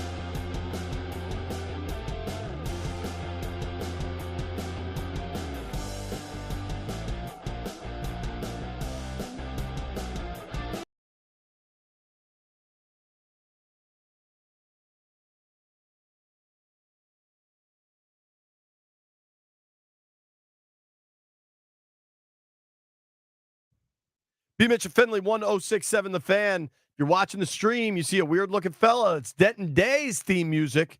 Does Denton have music? I thought we were playing that weird Hello Pussycat or something. Well, it was supposed to be the sunglasses music. Then we dropped the sunglasses bit. I had originally told Landfill to do like Kendrick Lamar, which he just never did. And now we're whatever this Landfill kind of does what he wants. He does. He has a mind of his own. Yeah.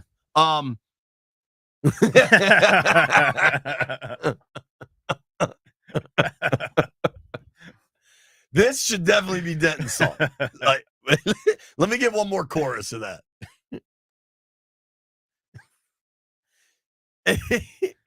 This song. Who is this? Tom Jones? Thank you, Tom Jones. You imagine saying to a woman, "What's new, pussycat?"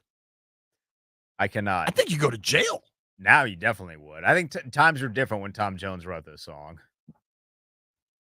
I mean, I hope they were different. Depending on who says it. I don't even know that I want to Google this. It was a movie in 1965. That was the title track. That's the title track. All right. D-Day. D-City Smokehouse tonight. Yes. Tell us the scene, man. You know what, Denton? We actually did a segment earlier. Okay. Where who's going to be there? You and Linnell, Grant, Danny. Is Stallion going to be there? I do not know if Stallion will be there. Jeff said he was going to be there. Jeff's going to be there. Jeff might be there for a little bit. And Heavy Metal Chris is going to be there. Heavy Metal Chris will definitely be there. Now, we've been debating who will eat the most food. Yes. There are some leaders in the clubhouse, but Denton just walked in here and said, I cannot wait to eat good tonight. I am so excited for that. As soon as CK, have you had it yet? I have not. Dude, so the I've never wings, been the there. brisket, and the sprouts. And I'm a big fan of all three of those things. So I'm really excited. I think it's going to be great. The environment seems like it's going to be a whole lot of fun. I'm excited to see a bunch of people, but don't let this, short 180 frame fool you. Your boy can eat over here, and especially if it's free. If it's free, I can definitely eat. So if we're having a contest, I'm at least on the podium. I'll tell you that. All right. I'm excited. I'm excited for you. And when it's you and Linnell, I've listened during the draft. I was driving back and forth to Ashburn at night, and you guys do a good job. So everybody, check that out. After the Nats game, we're gonna have a ton of schedule release content right here on the Fan. Now, will you be streaming? You're gonna let the world know about yourself? I would love to stream. I have no idea if we have the tools to be able to stream on location. Assuming you have a computer, you have the tools. If you have a phone, you have a lawyer. That is true. It's pretty odd. We could figure it out. Some out there. I don't know. So what we know about the schedule so far, now you're one of many jobs, but your day job is producing Kevin. Yeah. Sheehan has officially put out that it's at Tampa for the opener. I know that they then have the Giants week 2. We know the Giants week 9, Mm-hmm. Philly week 16, Falcons week 17, Philly week 11, Thursday Night Football. Right. In Lincoln. Yeah. Up there, right? Yeah. How interested are you in the possibility? And I don't really think this is going to happen, frankly. But if they play the Ravens week 15, they could have 3 consecutive weeks against bird mascots. That is something. Do we have the Cardinals on our schedule too? Yes. Yeah. So they could get 4 straight weeks of bird mascots if they want to put the Cardinals at the end of the schedule too. That would have to be a record. But y'all really care about that right now? Seriously? I mean, are we really having this damn conversation? I care about it because I think it drives you crazy. You want me to start picking wins for these teams already?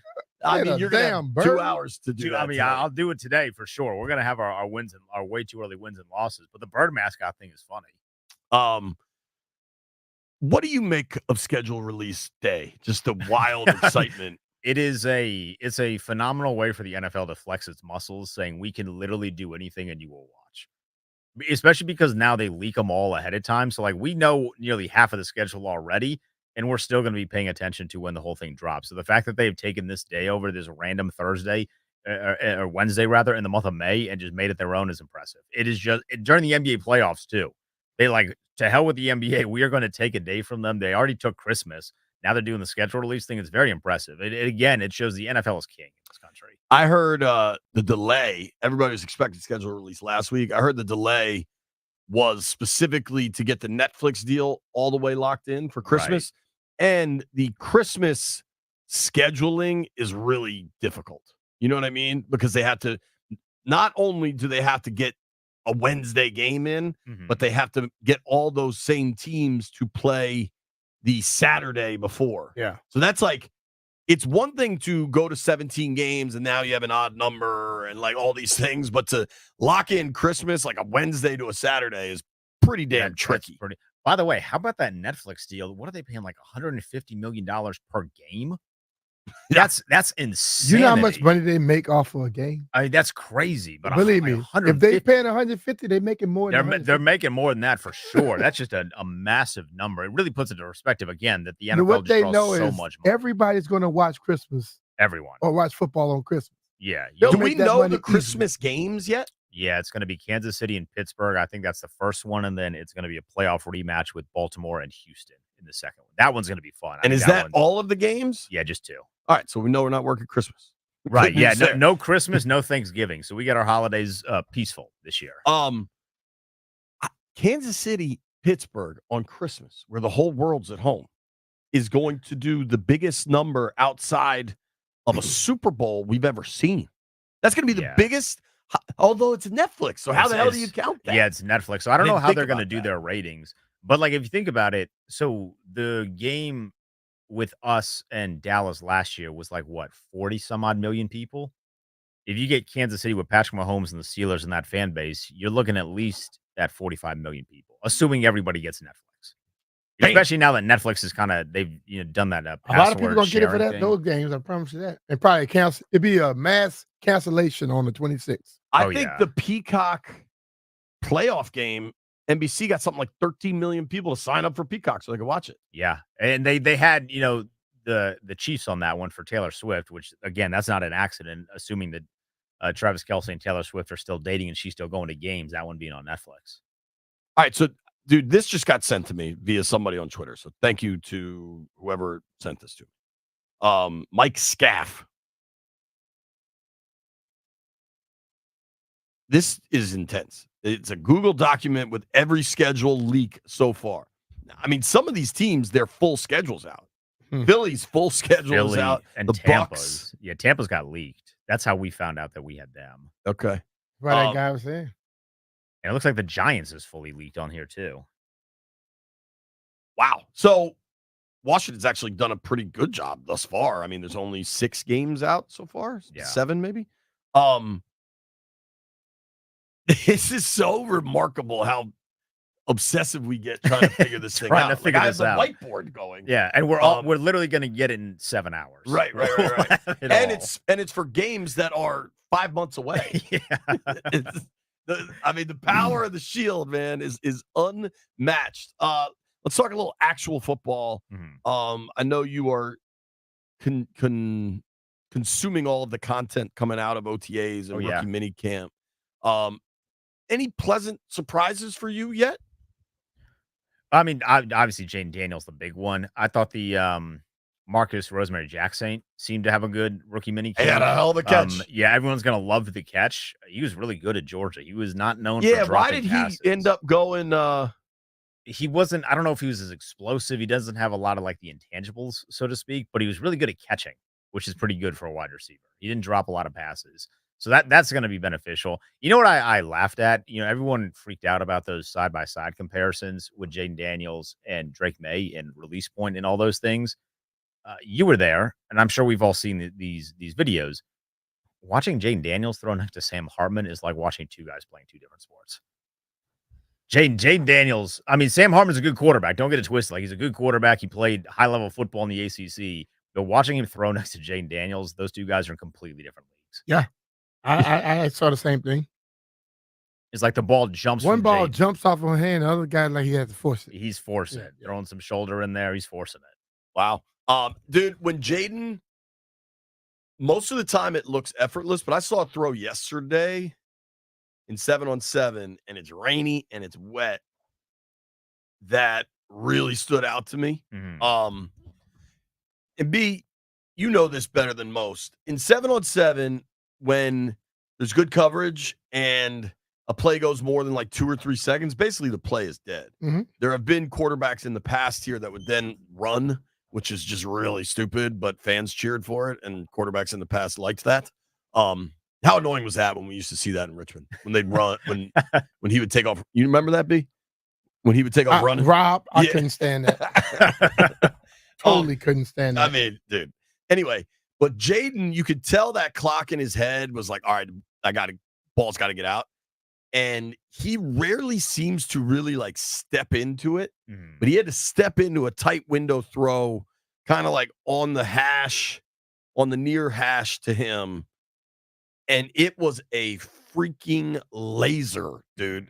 Like most of the time, it's just that effortless shoulder wrist motion, but this was like everything he had it in there. And dude, it was impressive. Who is he? Do you remember who he was I throwing don't, especially because he kind of had the twos, the secondary group of wideouts and guys working with him. It was an impressive throw though. Defensively, Brian and I talked about this. I think if this coaching staff can get Forbes back on track, is a serious like hinge point for the season. Huge. Do you think Forbes could get back on track? I hope he can get back on track. That's been one of my biggest negatives this entire offseason is it feels like they didn't do anything at the corner spot to address someone that you think can play on the outside week one. I saw my man Noah I with the starters yesterday. So I was gonna ask that. Do you think there's real potential in him? Because he did a majority special team stuff with Dallas. And he was really good coming out of college. But when I saw that signing, I was like, all right, this is like a former first round pick, but I don't know if you're going to plug him in immediately. That was one of my issues. Like, there was nobody it felt like you could plug in immediately at the corner spot. Whereas with linebacker, you got Luvu and you got Wagner. You got guys on the edge. I would like to see somebody step up with that Forbes. I still kind of like Benjamin St-Juste. I think there's still a little bit of potential there, but Forbes is the hinge point. That's a good way of putting it. He is the guy. If they can make him into something, then I think they have something on defense. B, what do you think about Noah I? Noah I is similar to Allegretti. What do you got, Jeff? Is that a Noah I card? Jeff is playing baseball cards all day. Congratulations. You found Joe Gill talking about, can you give him a sign? I say, hell no. B, what do you think about, because they did it with Allegretti. The linebacker they signed, Pittman, I think. I think they signed guys that they know can actually play that did not start on other teams, but they know they have that great potential. But I believe that the coaching and the guidance with Forbes it's gonna be a world of difference from him last year to this year. Like last year, you watched him. I want to ask anybody, was he brought along or was he just thrown out to the wolves and then they gave up on him, then they benched him? Right. But the whole thing about it is I've talked about this for years. Can we develop talent? You take great talent and you just make them look bad and you bench them. Right. Didn't benefit the football team. Now, the last regime was they couldn't develop a whole lot. I think the change specifically with the defensive backs for what this staff is and is known for from the staff, particularly last year after Harris left. Mm-hmm. Outside of maybe the quarterback change, I think that's one of the absolute most significant changes a group can make. You had a dude that had never been a position coach versus a staff that coaches that up. Right. You know what I mean? They just got to, like, what you mentioned, B, about throwing him in the Wolves, just don't throw Emmanuel Forbes on an island against A.J. Brown in, like, the fourth week of the season because he got eaten alive. It felt like through the first couple weeks, there was some progress being made. You could see like he was kind of getting it. And then you throw him against A.J. Brown, and he was completely deflated, it felt like, from that point on. Because A.J. Brown was on that stretch where he was the best wide receiver in football. And it kind of started because he ate up Emmanuel Forbes, and there was some trash talking. And it was not a positive day by any stretch after that. That was rough. And it was kind of rough in that locker room afterwards. I remember that game. You got any picks? You got any winners? I've been sucking at the NBA recently, so I'm going to try and get back on track. So you might want to fade me tonight. I didn't do anything in the WNBA. Anybody got some WNBA action? Neil Greenberg likes the Sparks plus 5.5. Sparks plus 5.5. I was going to bet some Caitlin Clark props, and I decided against it. Boston's getting 15.5 tonight against Cleveland. This game should end the series, but 15.5 is a massive number even for the Celtics. Although Donovan Mitchell's I think not gonna Mitchell's play. out, right? Yeah, so I would have loved to get this number. It probably was a little shorter before the Donovan Mitchell news, but after the Donovan Mitchell news, if you're going to play that one, I'd actually bet the Cavs to cover the 15.5. I'm going to stay away from that one, though. I'm going to bet OKC to lay the 4.5, though. I just, for whatever reason, Luka and Kyrie are struggling immensely with this defense, and a lot of people have given a lot of credit to a guy like Anthony Edwards, which they should have because he's been awesome. Equally as awesome, if not more awesome and more consistent, has been Shai Gilgeous-Alexander. Yeah. He has been crazy this postseason. So I think OKC laying the 4.5 tonight against Dallas at home. OKC laying the 4.5 tonight. Yeah. Is there a UFA as our college football guy? Tell me about the USC running back that they signed. Southern Cal. Southern Cal. Yeah. They got athletes. So hold on. What is the name of the guy? No. The Commanders signed the guy. The Commanders signed I think it's Austin Jones or something. Austin Jones. He was with USC. They had and he was at Stanford before that, I think. He was at Stanford before that. They had Travis Dye as their main guy. But the thing is, they had so many athletes over there. I don't imagine he'll see. I mean, he'd really have to work to get onto the field. But if he can return punts and kicks, and because they have a bunch of athletes over there, you would hope that they got somebody that can return punts and kicks. You know, Dan Quinn has been very vocal, at least early on, about they're going to be aggressive when it comes to kick returning. I think they had Forbes returning punts. He talked a lot about the new return. The new return. So if you it's going to change a lot. So they're looking for somebody who can get up to speed quickly. So if you can get up to speed quickly and have good vision, that puts you on the field. That puts you on the roster. I don't know if I love Forbes returning punts, but they also don't really have like a guaranteed punt return guy outside of maybe Crowder. He don't need to return punt. No. I need him to focus on covering guys. He is. I don't think he could handle a big hit. He's 10. Yeah, no, right. Not thin. 10. Right. But if this USC guy or any of these these undrafted guys can make a name for themselves, one, securing the football. That's obviously the biggest thing that you need to do on a all return. Security, but securing the football, and then with this new, if you can be ahead of the curve with the new rules, that puts you in a spot to be really, really good. Denton, thanks for the time, brother. I appreciate it, guys. Come out to a D City Smokehouse tonight. Denton's gonna be just eating all the wings in sight. You better leave your girl at home though, because Denton Day is Mr. Steal Your Girl. When we come back. Some clown from Montana is causing trouble. Let's figure it out.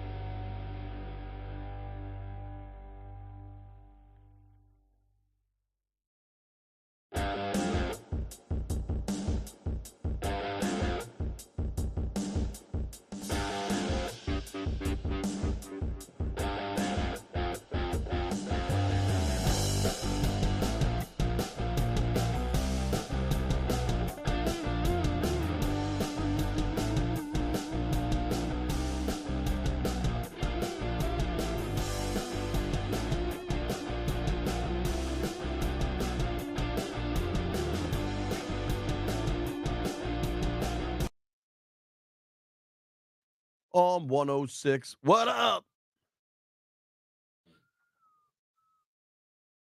BMitch and Finlay, 106.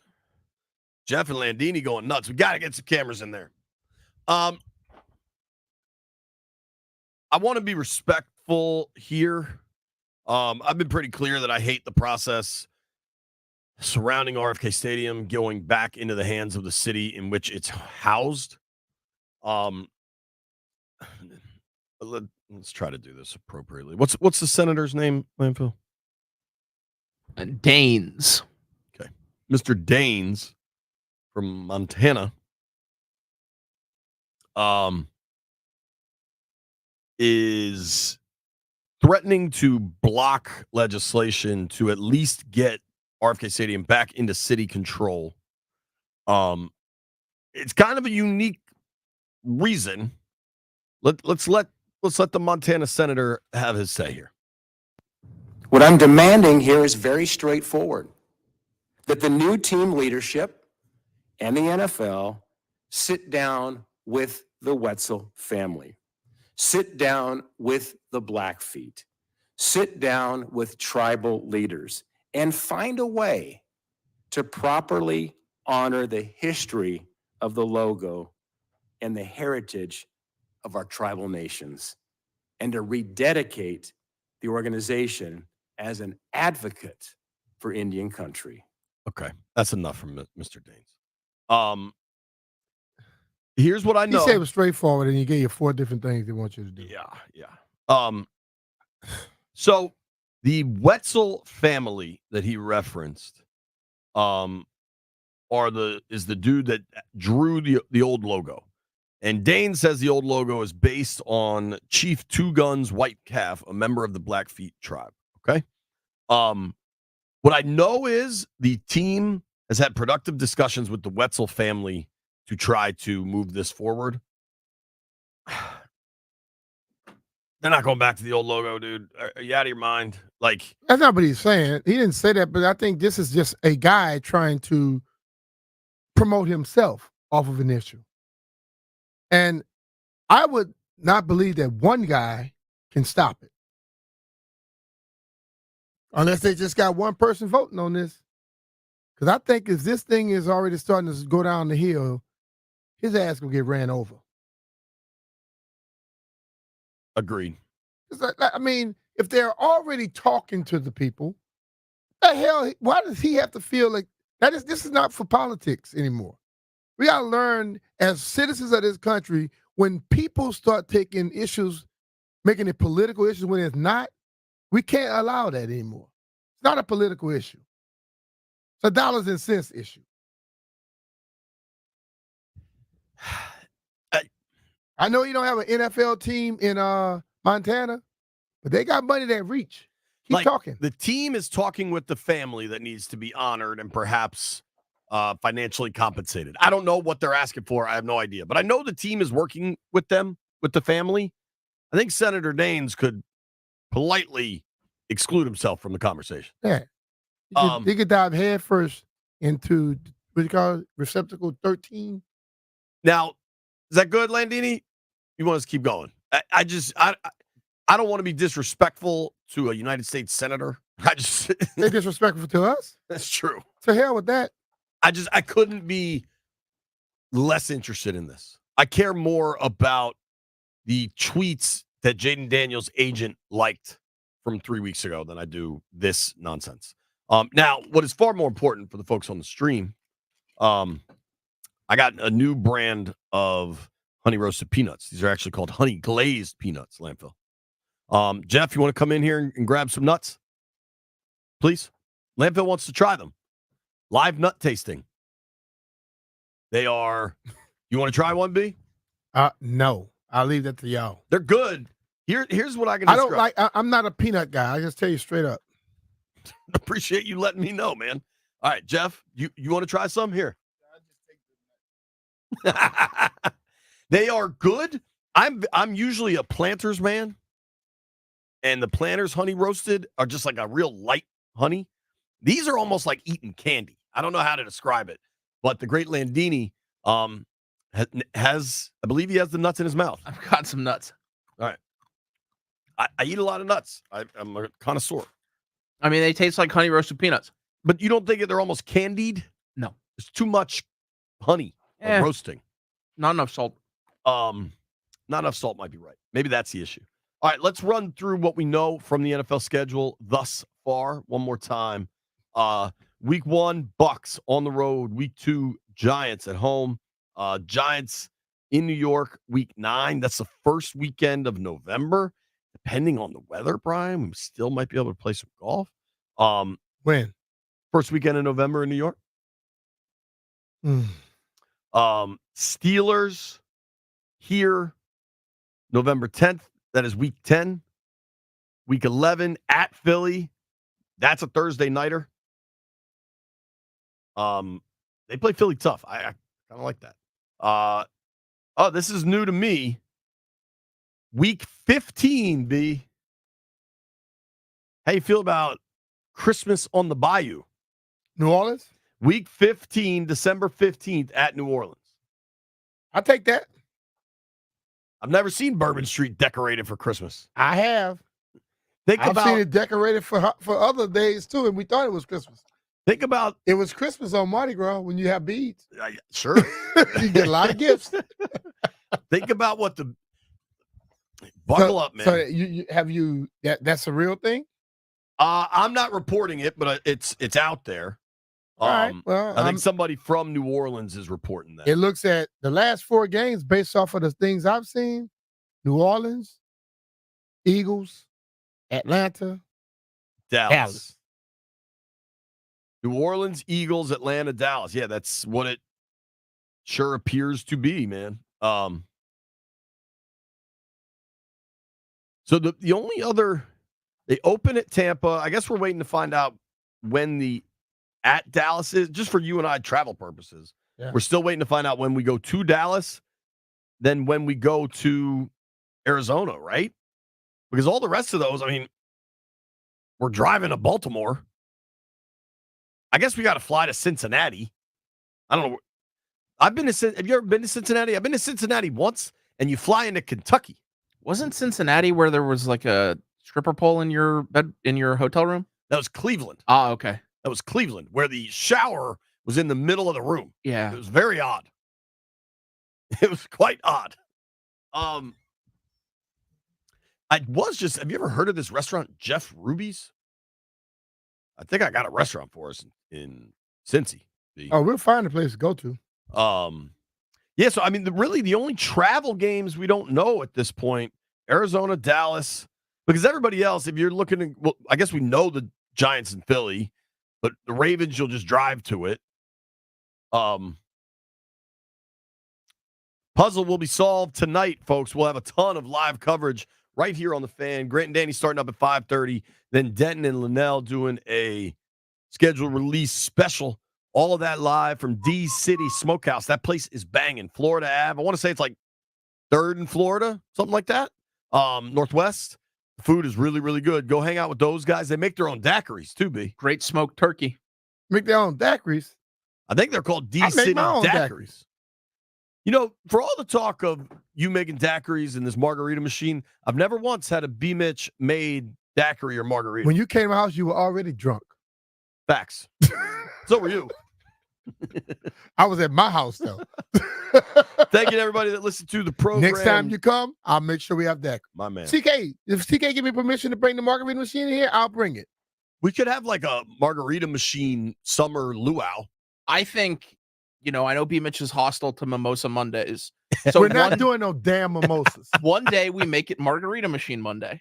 Yeah, I could do that because I get to make it. That starts your week off with a bang right there. It's going to be a bang. Nats baseball starts next. Thank you to Neil Greenberg. Let's talk about Margarita Monday. Thank you to Brendan Porath.